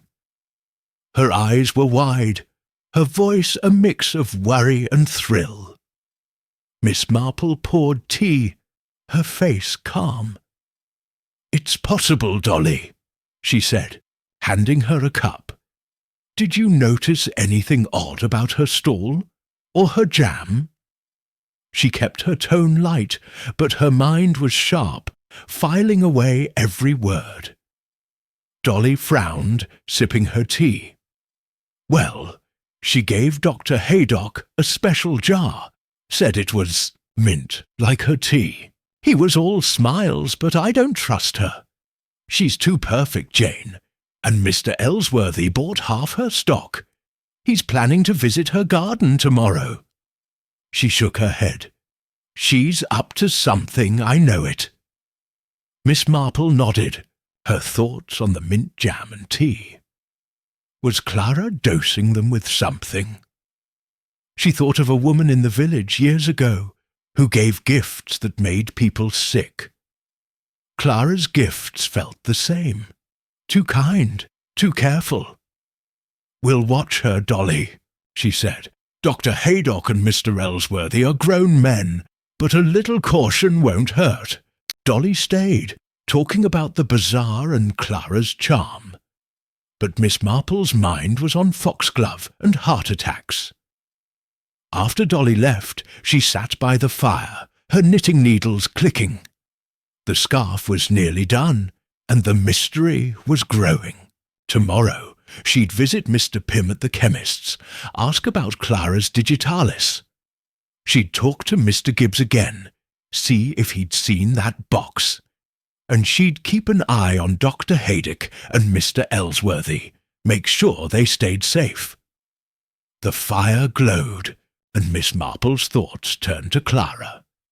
A charming widow, a garden of foxglove, 3 dead husbands. It was a puzzle, and she loved puzzles. In St. Mary Mead, secrets came to light, one careful step at a time. She'd find the truth, stitch by stitch. Chapter 7. A Letter from the Past. The morning light crept over St. Mary Mead, painting the village in soft pinks and golds. Miss Jane Marple sat by her cottage window, her knitting needles quiet in her lap. Her grey dress was tidy, her shawl draped over her shoulders, and her sharp blue eyes watched the street outside. Tommy, the butcher's boy, pedalled past on his bicycle, whistling a tune, while Mrs. Weatherby hurried to the post office with a bundle of letters. The village looked calm, but Miss Marple's mind was busy, piecing together the puzzle of Mrs. Clara Winthrop, the widow who had buried 3 husbands and now lived in Rose Cottage. The church bazaar yesterday had given Miss Marple plenty to think about. Clara's charm had worked like magic, pulling in men like Mr. Ellsworthy and Dr. Haydock with her smiles and special jam. The foxglove in her garden, mentioned again by Mr. Gibbs, was a nagging clue. Pretty flowers that could make digitalis, a heart medicine that could also kill. Dr. Haydock's dizziness after Clara's tea and his news about her husband's heart attacks with no autopsies made the puzzle sharper. Miss Marple had solved mysteries in St. Mary Mead before. A stolen locket, a missing will, and she knew Clara's story hid something dark. She just needed the right clue to crack it open. As she sipped her tea, the postman's knock startled her. A letter slid through the door, landing on the mat. Miss Marple picked it up, her eyes narrowing at the London postmark. It was from Mr. Clarence, a retired coroner she'd known years ago, a kind man with a sharp mind for details. She'd written to him last week, asking about Clara's husbands, Harold Grayson, Edward Langley, and Rupert Thornton. She opened the letter, her fingers steady, and began to read. Dear Jane, it began in a neat, spidery hand. Your letter caught me by surprise, but I've looked into the matter of Mrs. Clara Winthrop's husbands. You always had a nose for trouble, didn't you? Harold Grayson died 10 years ago, heart attack, no autopsy. Edward Langley died 6 years ago, heart attack, but there's more. A colleague of mine worked on his case and noted high levels of digitalis in his blood. Suspicious, but no one pushed for a full investigation. Clara was a grieving widow, and the family accepted the heart attack story. Rupert Thornton, last year, heart attack again, no autopsy. No one tested the others, and the cases were closed. Be careful, Jane. 3 heart attacks raise questions, especially with digitalis involved. Let me know if you need more. Yours, Clarence. Miss Marple's heart gave a little jump, but her face stayed calm. She set the letter down, her mind racing. Digitalis in Edward Langley's blood. Enough to raise suspicions, but not enough for proof. No autopsies for the others. It was like a puzzle with a missing piece, but this letter was a big one. She thought of a case in St. Mary Mead years ago. A man who died suddenly, his wife crying too perfectly. Miss Marple had found a hidden bottle of medicine that told the real story. Was Clara's story the same? She tucked the letter into her notebook, where she kept her thoughts about Clara. Foxglove leaves in a box, digitalis from the chemist, Dr. Haydock's dizziness, 3 heart attacks. The letter added weight to her suspicions. Clara wasn't just a widow with bad luck. She might be something more.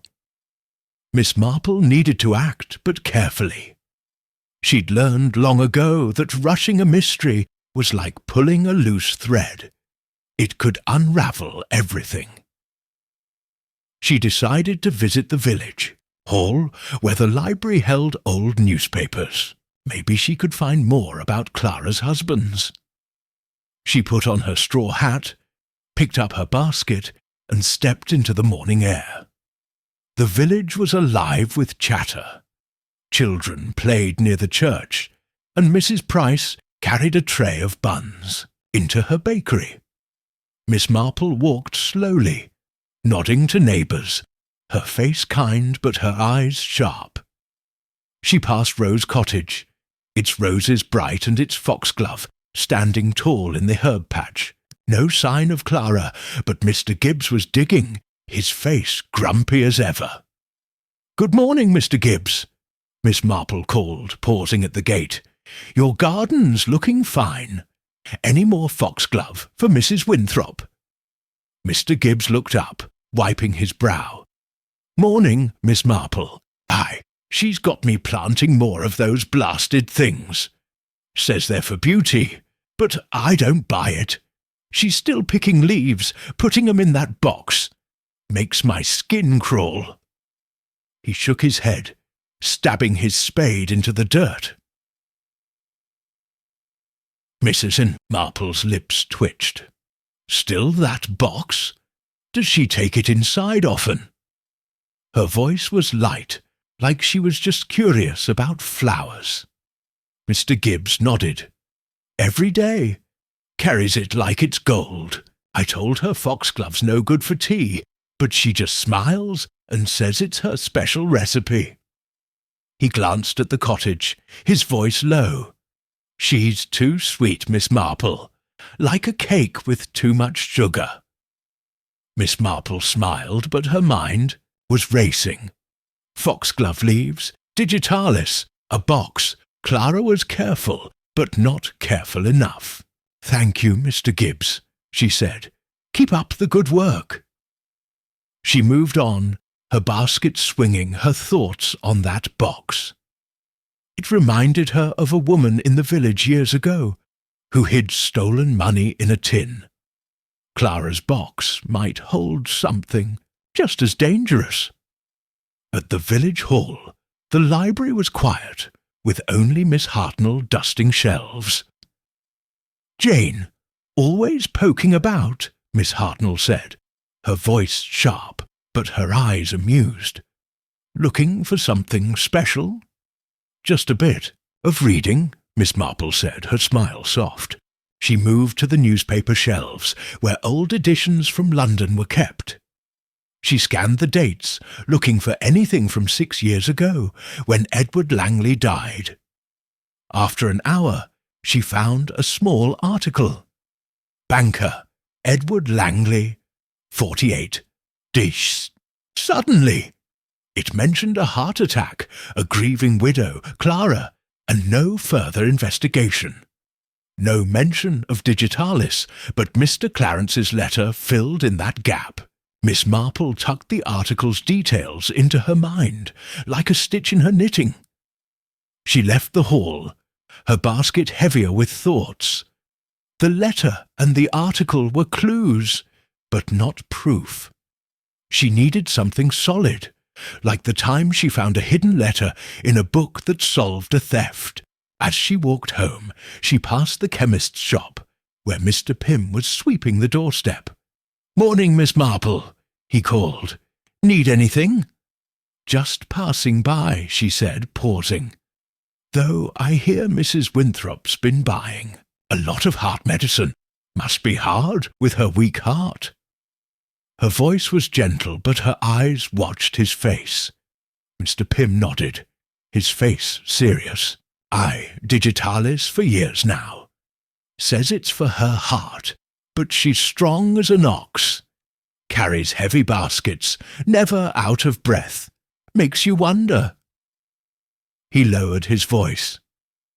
"She was in yesterday, asking about Dr. Haydock. Wanted to know if he's healthy, if he takes medicine. Odd questions, if you ask me." Miss Marple's heart skipped, but she smiled. "She's just being friendly, I'm sure. Thank you, Mr. Pym." She moved on, her mind buzzing. Clara asking about Dr. Haydock's health? That wasn't just friendly. It reminded her of a young woman in the village years ago who asked too many questions before a robbery. Clara's questions felt sharper, like a knife hidden in a smile. Back at her cottage, Miss Marple sat by the fire, her notebook open. She wrote, "Letter from Mr. Clarence. Digitalis in Edward Langley's blood. No autopsies for others." Clara's box of foxglove leaves. Asking about Dr. Haydock's health. Mr. Ellsworthy smitten. She tapped her pencil, thinking. The clues were piling up, like threads in a tangle. She needed to untangle them, but carefully. The doorbell rang, and Mrs. Dolly Bantry burst in, her hat askew and her face full of news. "Jane, you won't believe it," she said, flopping onto the sofa. "Clara's invited Mr. Ellsworthy to her cottage tomorrow to see her garden, and Dr. Haydock's going to dinner there tonight. She's moving fast, Jane. What if she's after them both?" Her eyes were wide, her voice a mix of worry and excitement. Miss Marple poured tea, her face calm. "That's interesting, Dolly," she said, handing her a cup. "Did you hear anything else? About her garden or her tea?" She kept her tone light, but her mind was sharp, filing away every word. Dolly sipped her tea, eager to talk. "Well, I saw her at the post office, mailing another letter to London. She was all smiles, charming Mrs. Weatherby. And she mentioned her garden, said she's planting more foxglove for aesthetic balance. Aesthetic balance? Who talks like that?" Dolly shook her head. "And she gave Mr. Ellsworthy a jar of her mint jam. Said it's good for his nerves. He's eating it already, grinning like a boy." Miss Marple's lips tightened. "Mint again, like the tea that made Dr. Haydock dizzy." "Mint jam," she said softly. "She's fond of mint, isn't she?" She thought of the foxglove leaves, the digitalis, the heart attacks. Was Clara dosing her gifts with something dangerous? She remembered a woman in the village years ago who gave out cakes that made people sick. Clara's jam and tea felt like that. Too kind, too perfect. Dolly stayed, chattering about the bazaar and Clara's charm. But Miss Marple's mind was on the letter from Mr. Clarence. Digitalis in Edward Langley's blood was a big clue, but not enough. She needed to see that box of leaves, or test Clara's tea. After Dolly left, Miss Marple sat by the fire, her knitting needles clicking. The scarf was nearly done, and the mystery was growing sharper. Tomorrow, she'd visit Dr. Haydock, ask about his dinner with Clara. She'd talk to Mr. Gibbs again, see if he'd seen that box, and she'd keep an eye on Mr. Ellsworthy, who was falling fast for Clara's smile. The village was quiet, but Miss Marple's mind was awake, ready for the next clue. Clara was clever, but so was Miss Marple. In St. Mary Mead, secrets didn't stay hidden, not with her sharp eyes watching. She'd find the truth, one careful step at a time. Chapter 8. The Trap is Set. The evening sky over St. Mary Mead glowed with soft pinks and purples, casting a warm light on the village.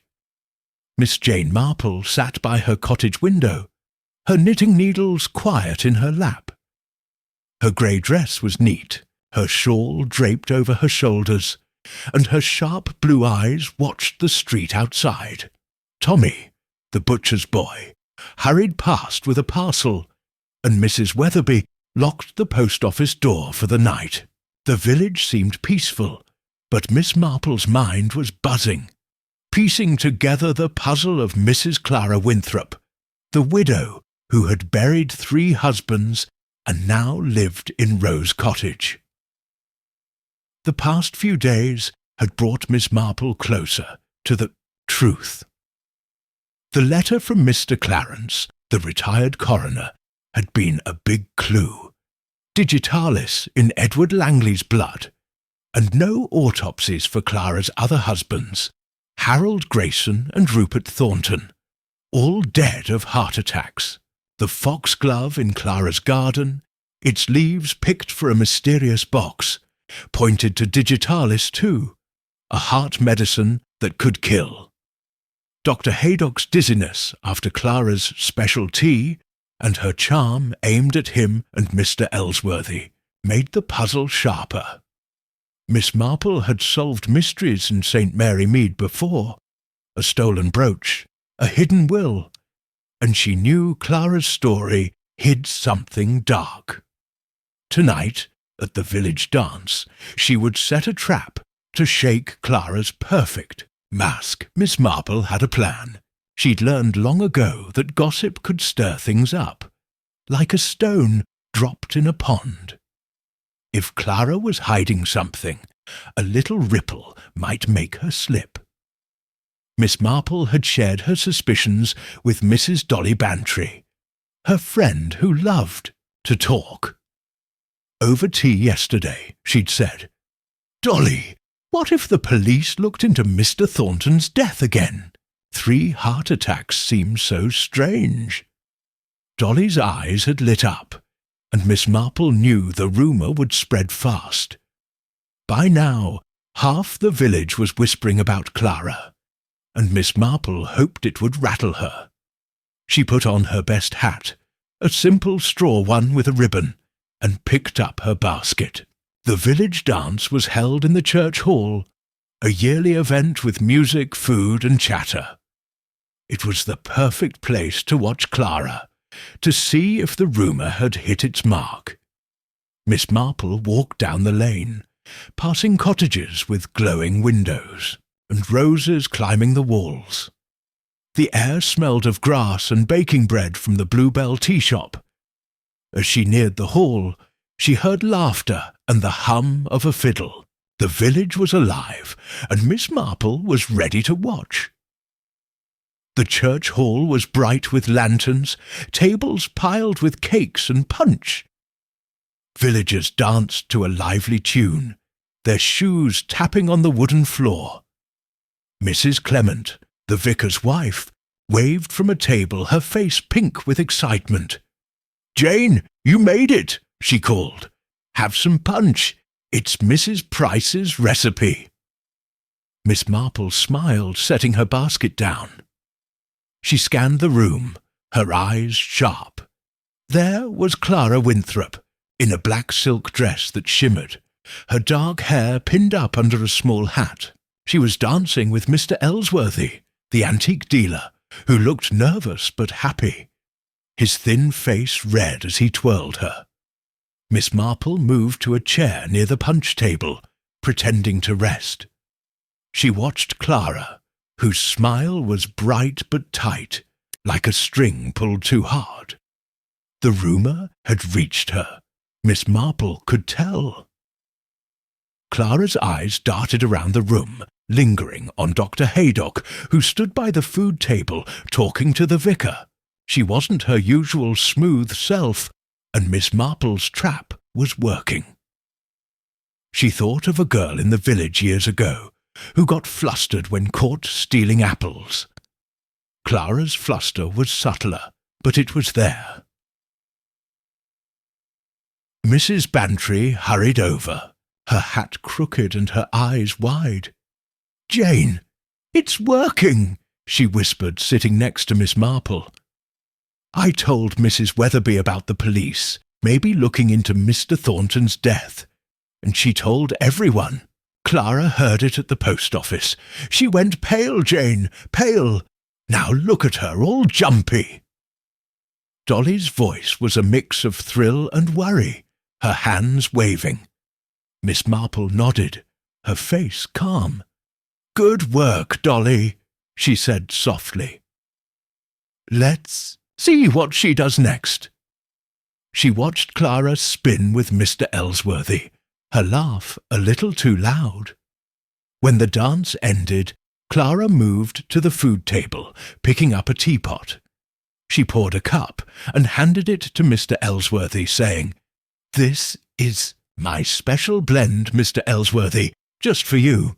Her smile was sweet, but her hand shook slightly, and Miss Marple's eyes narrowed. "Special blend, mint, like the tea that made Dr. Haydock dizzy." Mr. Ellsworthy took the cup, his face red. "You're too kind, Mrs. Winthrop," he said, sipping it eagerly. Clara watched him, her smile fixed, but her eyes flicked to the door, as if expecting someone. Miss Marple's heart skipped. Was Clara dosing the tea? She thought of the foxglove leaves Mr. Gibbs mentioned, the digitalis in Edward Langley's blood. She needed to act, but quietly.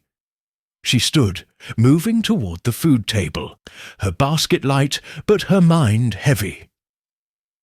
"Clara, what a lovely evening," Miss Marple said, her voice gentle. She picked up a scone, pretending to nibble. "Your tea smells wonderful. Is it that mint blend you mentioned?" She smiled, her eyes steady, watching Clara's face. Clara's smile flickered, just for a moment. "Oh yes, mint," she said, her voice a touch too quick. "It's soothing, good for the nerves." She poured another cup, offering it to Dr. Haydock, who had joined them. "Doctor, you must try some," she said, her eyes bright but her hand unsteady. Dr. Haydock took the cup, sniffing it. "Smells nice," he said, but he set it down, his face thoughtful. "I'm sticking to punch tonight, Mrs. Winthrop. Had a bit of a dizzy spell last time I tried your tea." He chuckled, but his eyes were sharp, and Miss Marple's lips twitched. Dr. Haydock was no fool. He'd noticed something too. Clara's face stayed calm, but her eyes darted to the cup, then away. "Oh, I'm sorry to hear that," she said, her voice sweet. "Maybe the mint was too strong."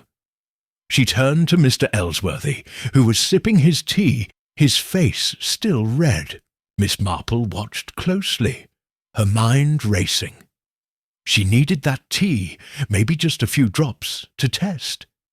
She thought of a case in St. Mary Mead years ago. A woman who slipped something into cider, caught when a sample was tested.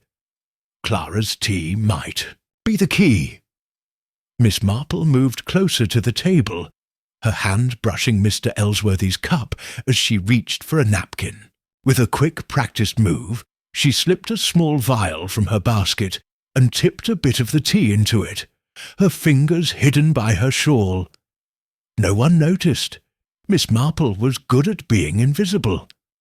She tucked the vial away, her face calm, but her heart pounding. She'd get it to Dr. Haydock later, ask him to check it. The dance went on, with music and laughter filling the hall. Clara moved through the crowd, her smile back in place, but Miss Marple saw the cracks. She danced with the vicar, then Tommy, the butcher's boy, who blushed as she spun him. But her eyes kept flicking to the door, and her laugh was too sharp. The rumour about the police had shaken her, and Miss Marple's trap was tightening.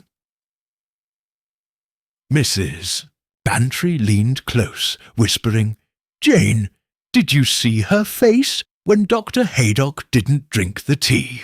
She looked scared, and Mr. Ellsworthy's drinking enough for both of them. What if she'd, you know?" Her voice trembled, but her eyes gleamed with excitement. Miss Marple patted her hand. "We'll watch, Dolly," she said softly. "Let's make sure Mr. Ellsworthy's all right." She kept her eyes on him, noting how he swayed a little, his face redder than before. Was it the tea, or just the dance? She'd seen a man in the village years ago, dizzy from something in his drink, and it hadn't been wine. She needed to keep Mr. Ellsworthy in sight. As the evening wore on, Clara announced a surprise. "Mr. Ellsworthy and I have news," she called, her voice bright but her eyes nervous. The music stopped, and the crowd turned. Clara took Mr. Ellsworthy's arm, her smile wide. "We're engaged. He asked me this afternoon, and I said yes." Her laugh rang out, but it sounded forced, like a bell with a crack. The crowd gasped, then clapped, but Miss Marple's heart sank.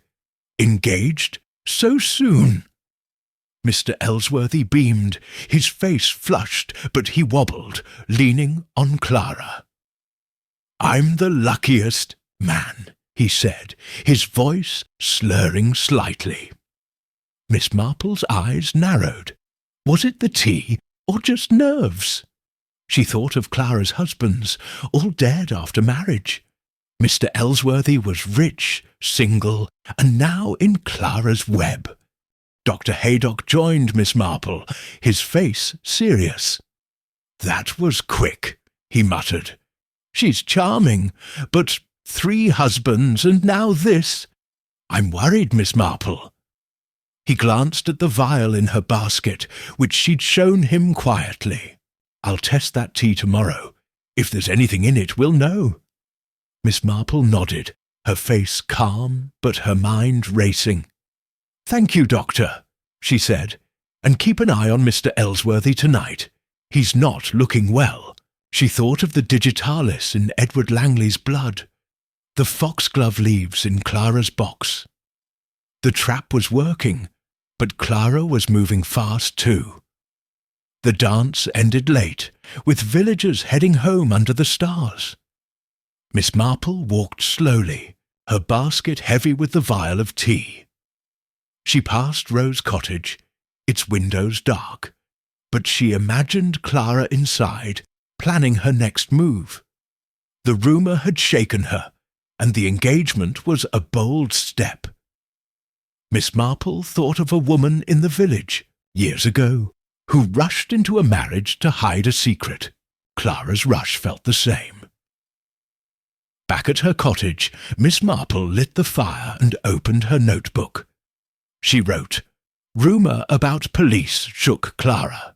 Special tea for Mr. Ellsworthy, vial taken. Engagement announced too fast. Dr. Haydock to test tea.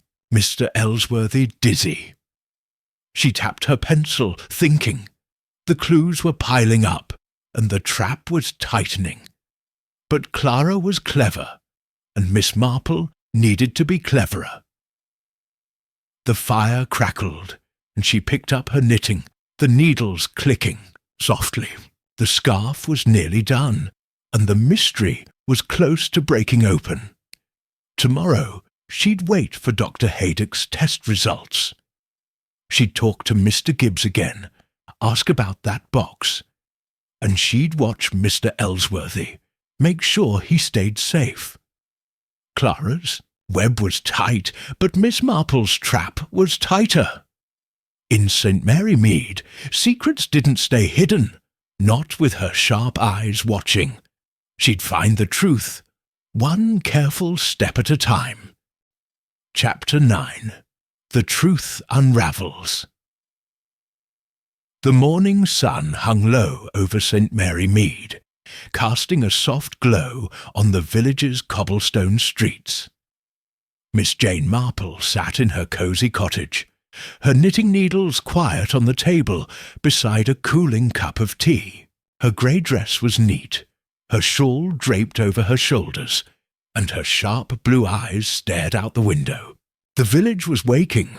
Tommy, the butcher's boy, pedalled by on his bicycle, and Mrs. Weatherby hurried to the post office with her letters. St. Mary Mead looked peaceful, but Miss Marple's mind was alive, piecing together the final threads of the puzzle about Mrs. Clara Winthrop, the widow who had buried 3 husbands and now lived in Rose Cottage. The past week had brought Miss Marple close to the truth. The letter from Mr. Clarence, the retired coroner, had revealed digitalis in Edward Langley's blood, a clue that Clara's husbands, Harold Grayson, Edward Langley, and Rupert Thornton, might not have died of natural heart attacks. The foxglove in Clara's garden, its leaves picked for a mysterious box, pointed to digitalis, a heart medicine that could kill. Dr. Haydock's dizziness after Clara's special tea and her quick engagement to Mr. Ellsworthy raised the stakes. Last night at the village dance, Miss Marple's rumour about the police reopening Mr. Thornton's case had shaken Clara, and the vial of tea Miss Marple had taken was now with Dr. Haydock for testing. The puzzle was almost complete, and today Miss Marple would confront Clara. She opened her notebook, reviewing her notes. Foxglove leaves in a box. Digitalis in Edward Langley's blood. No autopsies. Dr. Haydock dizzy after tea. Clara's engagement to Mr. Ellsworthy too fast. The trap she'd set with the rumour had worked. Clara's nervous glances at the dance proved it. But Miss Marple needed a confession or solid proof to stop her. She'd solved mysteries in St. Mary Mead before. A stolen necklace, a hidden letter, and she knew Clara's secret was close to breaking open. A gentle push might do it. A knock at the door interrupted her thoughts. It was Dr. Haydock, his face serious, holding a small paper.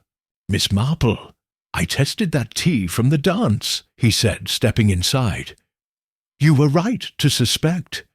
There's digitalis in it, not enough to kill, but enough to make someone sick, dizzy, maybe worse over time." His voice was low, his eyes troubled. "If Clara's been giving this to Mr. Ellsworthy or me, we need to act fast." Miss Marple's heart jumped, but her face stayed calm. "Thank you, Doctor," she said, taking the paper. "This is what I needed. I'm going to see Clara today to talk. Will you help if it comes to it?" She looked at him, her eyes steady. Dr. Haydock nodded. "I'll be there. And I've told the police in town about the tea. They're ready to step in if we need them." He paused, rubbing his chin. "She's clever, Miss Marple, but you're cleverer.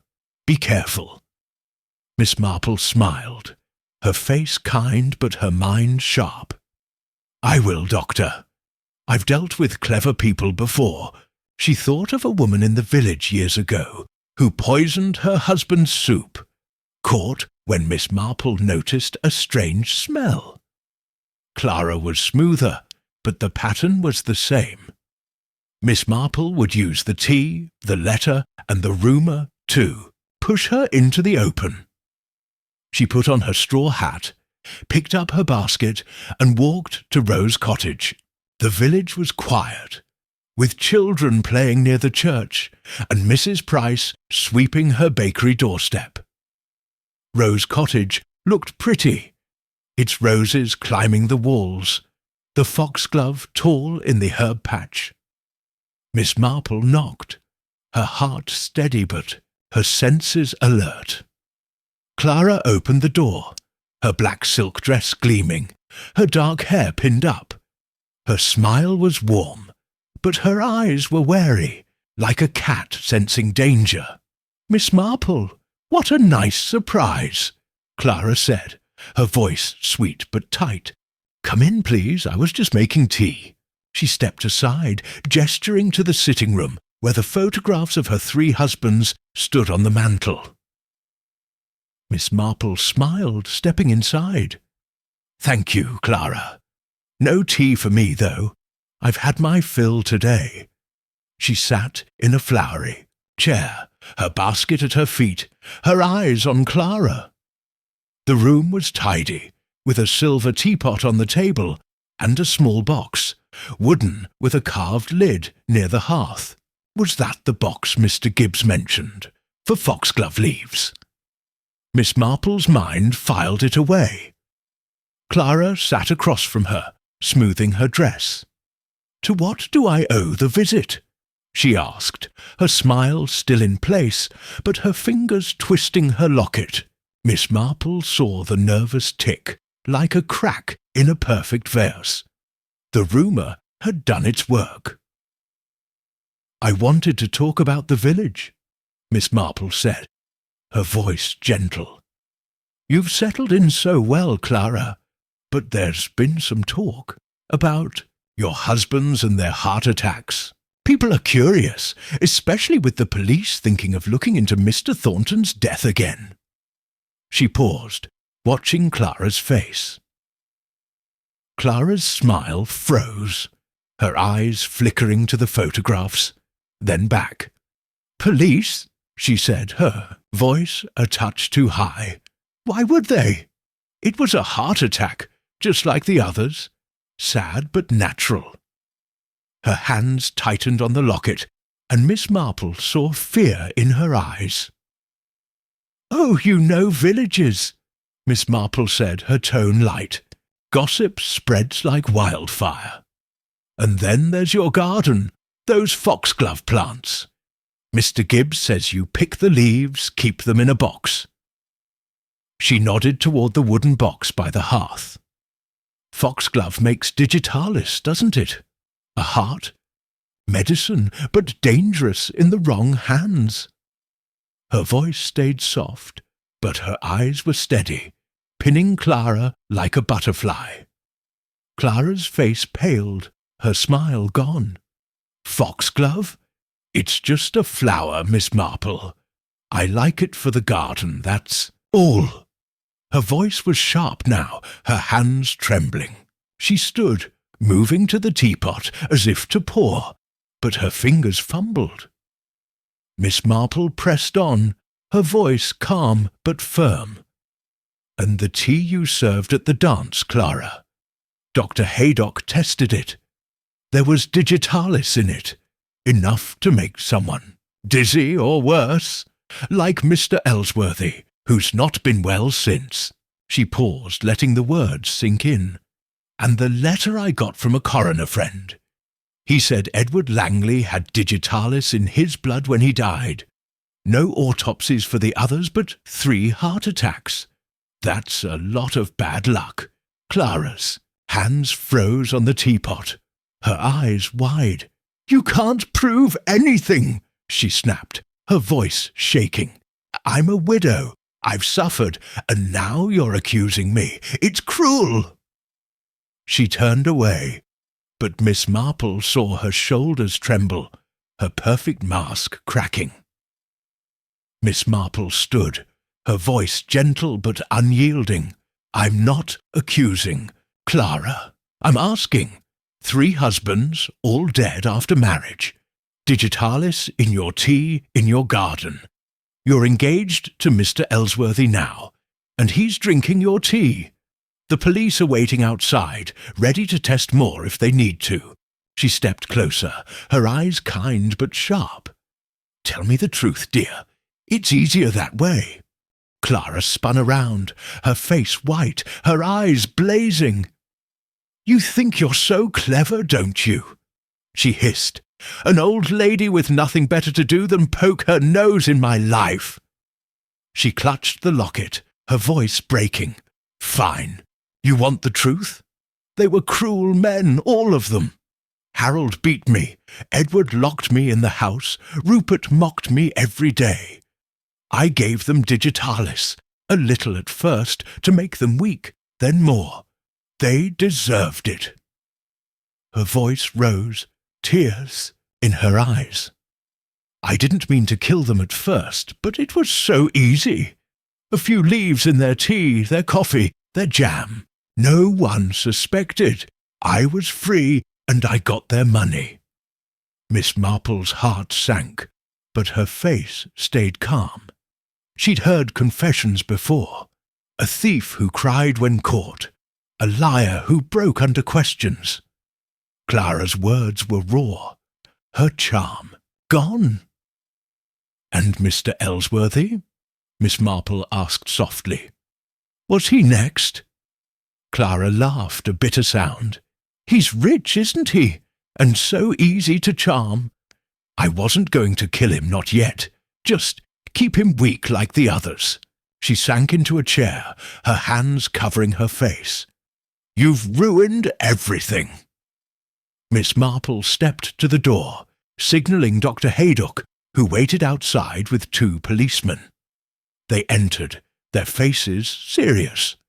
"Mrs. Winthrop, you'll need to come with us," one said, his voice firm. Clara didn't fight. She stood, her shoulders slumped, her locket dangling like a weight. Miss Marple watched as they led her away, her heart heavy but her mind clear. The puzzle was solved, but it wasn't a happy ending. She thought of a woman in St. Mary Mead years ago who confessed to stealing to feed her children. Clara's reasons were darker, but the pain was real. Miss Marple didn't judge. She just saw the truth. Back at her cottage, she sat by the fire, her notebook open. She wrote, "Clara confessed, digitalis in tea, jam, for husbands, meant to weaken, then kill. Mr. Ellsworthy safe. Police took her." She closed the book, staring into the flames. The village would talk for weeks, but Miss Marple had done her part. She picked up her knitting, the needles clicking softly. The scarf was done, and so was the mystery. St. Mary Mead would be quiet again until the next secret came along. Chapter 10. A Quiet Village. Once more, the morning sun rose over St. Mary Mead, bathing the village in a soft golden light. Miss Jane Marple sat in her cosy cottage, her knitting needles clicking softly as she worked on a new scarf for the church sale. Her grey dress was neat, her shawl draped over her shoulders, and her sharp blue eyes gazed out the window. The village was waking. Tommy, the butcher's boy, pedalled by on his bicycle, whistling a cheerful tune, and Mrs. Weatherby hurried to the post office with a stack of letters. St. Mary Mead looked peaceful again, but Miss Marple's mind lingered on the events of the past week, the puzzle of Mrs. Clara Winthrop now solved. Clara, the widow who had buried 3 husbands, was gone. Yesterday's confrontation at Rose Cottage had ended with her confession. Digitalis from foxglove leaves slipped into her husband's tea, coffee and jam, first to weaken them, then to kill. Harold Grayson, Edward Langley, and Rupert Thornton, all dead by her hand, their heart attacks no accident. Her plan to target Mr. Ellsworthy, the antique dealer, had been stopped just in time, thanks to Miss Marple's trap and Dr. Haydock's test of the tea from the village dance. The police had taken Clara away, and the village was buzzing, but Miss Marple felt no triumph, only a quiet satisfaction that justice was done. She sipped her tea, the cup warm in her hands, and thought, back over the clues. The foxglove in Clara's garden, picked for a mysterious box, had been the first hint. The letter from Mr. Clarence, the retired coroner, confirmed digitalis in Edward Langley's blood, with no autopsies for the others. Dr. Haydock's dizziness, after Clara's special tea and her quick engagement to Mr. Ellsworthy, had tightened the net. Miss Marple's rumour about the police reopening Mr. Thornton's case had shaken Clara, and the vial of tea, tested and found laced with digitalis, had sealed her fate. It was a puzzle, and Miss Marple loved puzzles. She'd solved many in St. Mary Mead, a stolen ring, a hidden will, and Clara's was the biggest yet.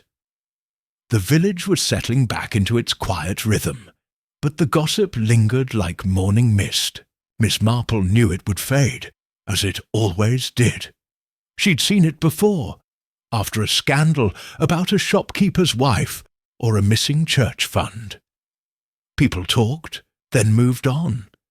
But Clara's story was different. 3 murders, planned with a smile. Miss Marple didn't judge, but she understood. Clara had been hurt, she'd said, by cruel husbands, and her charm hid a heart full of anger. Miss Marple thought of a woman in the village years ago, who stole to escape a hard life.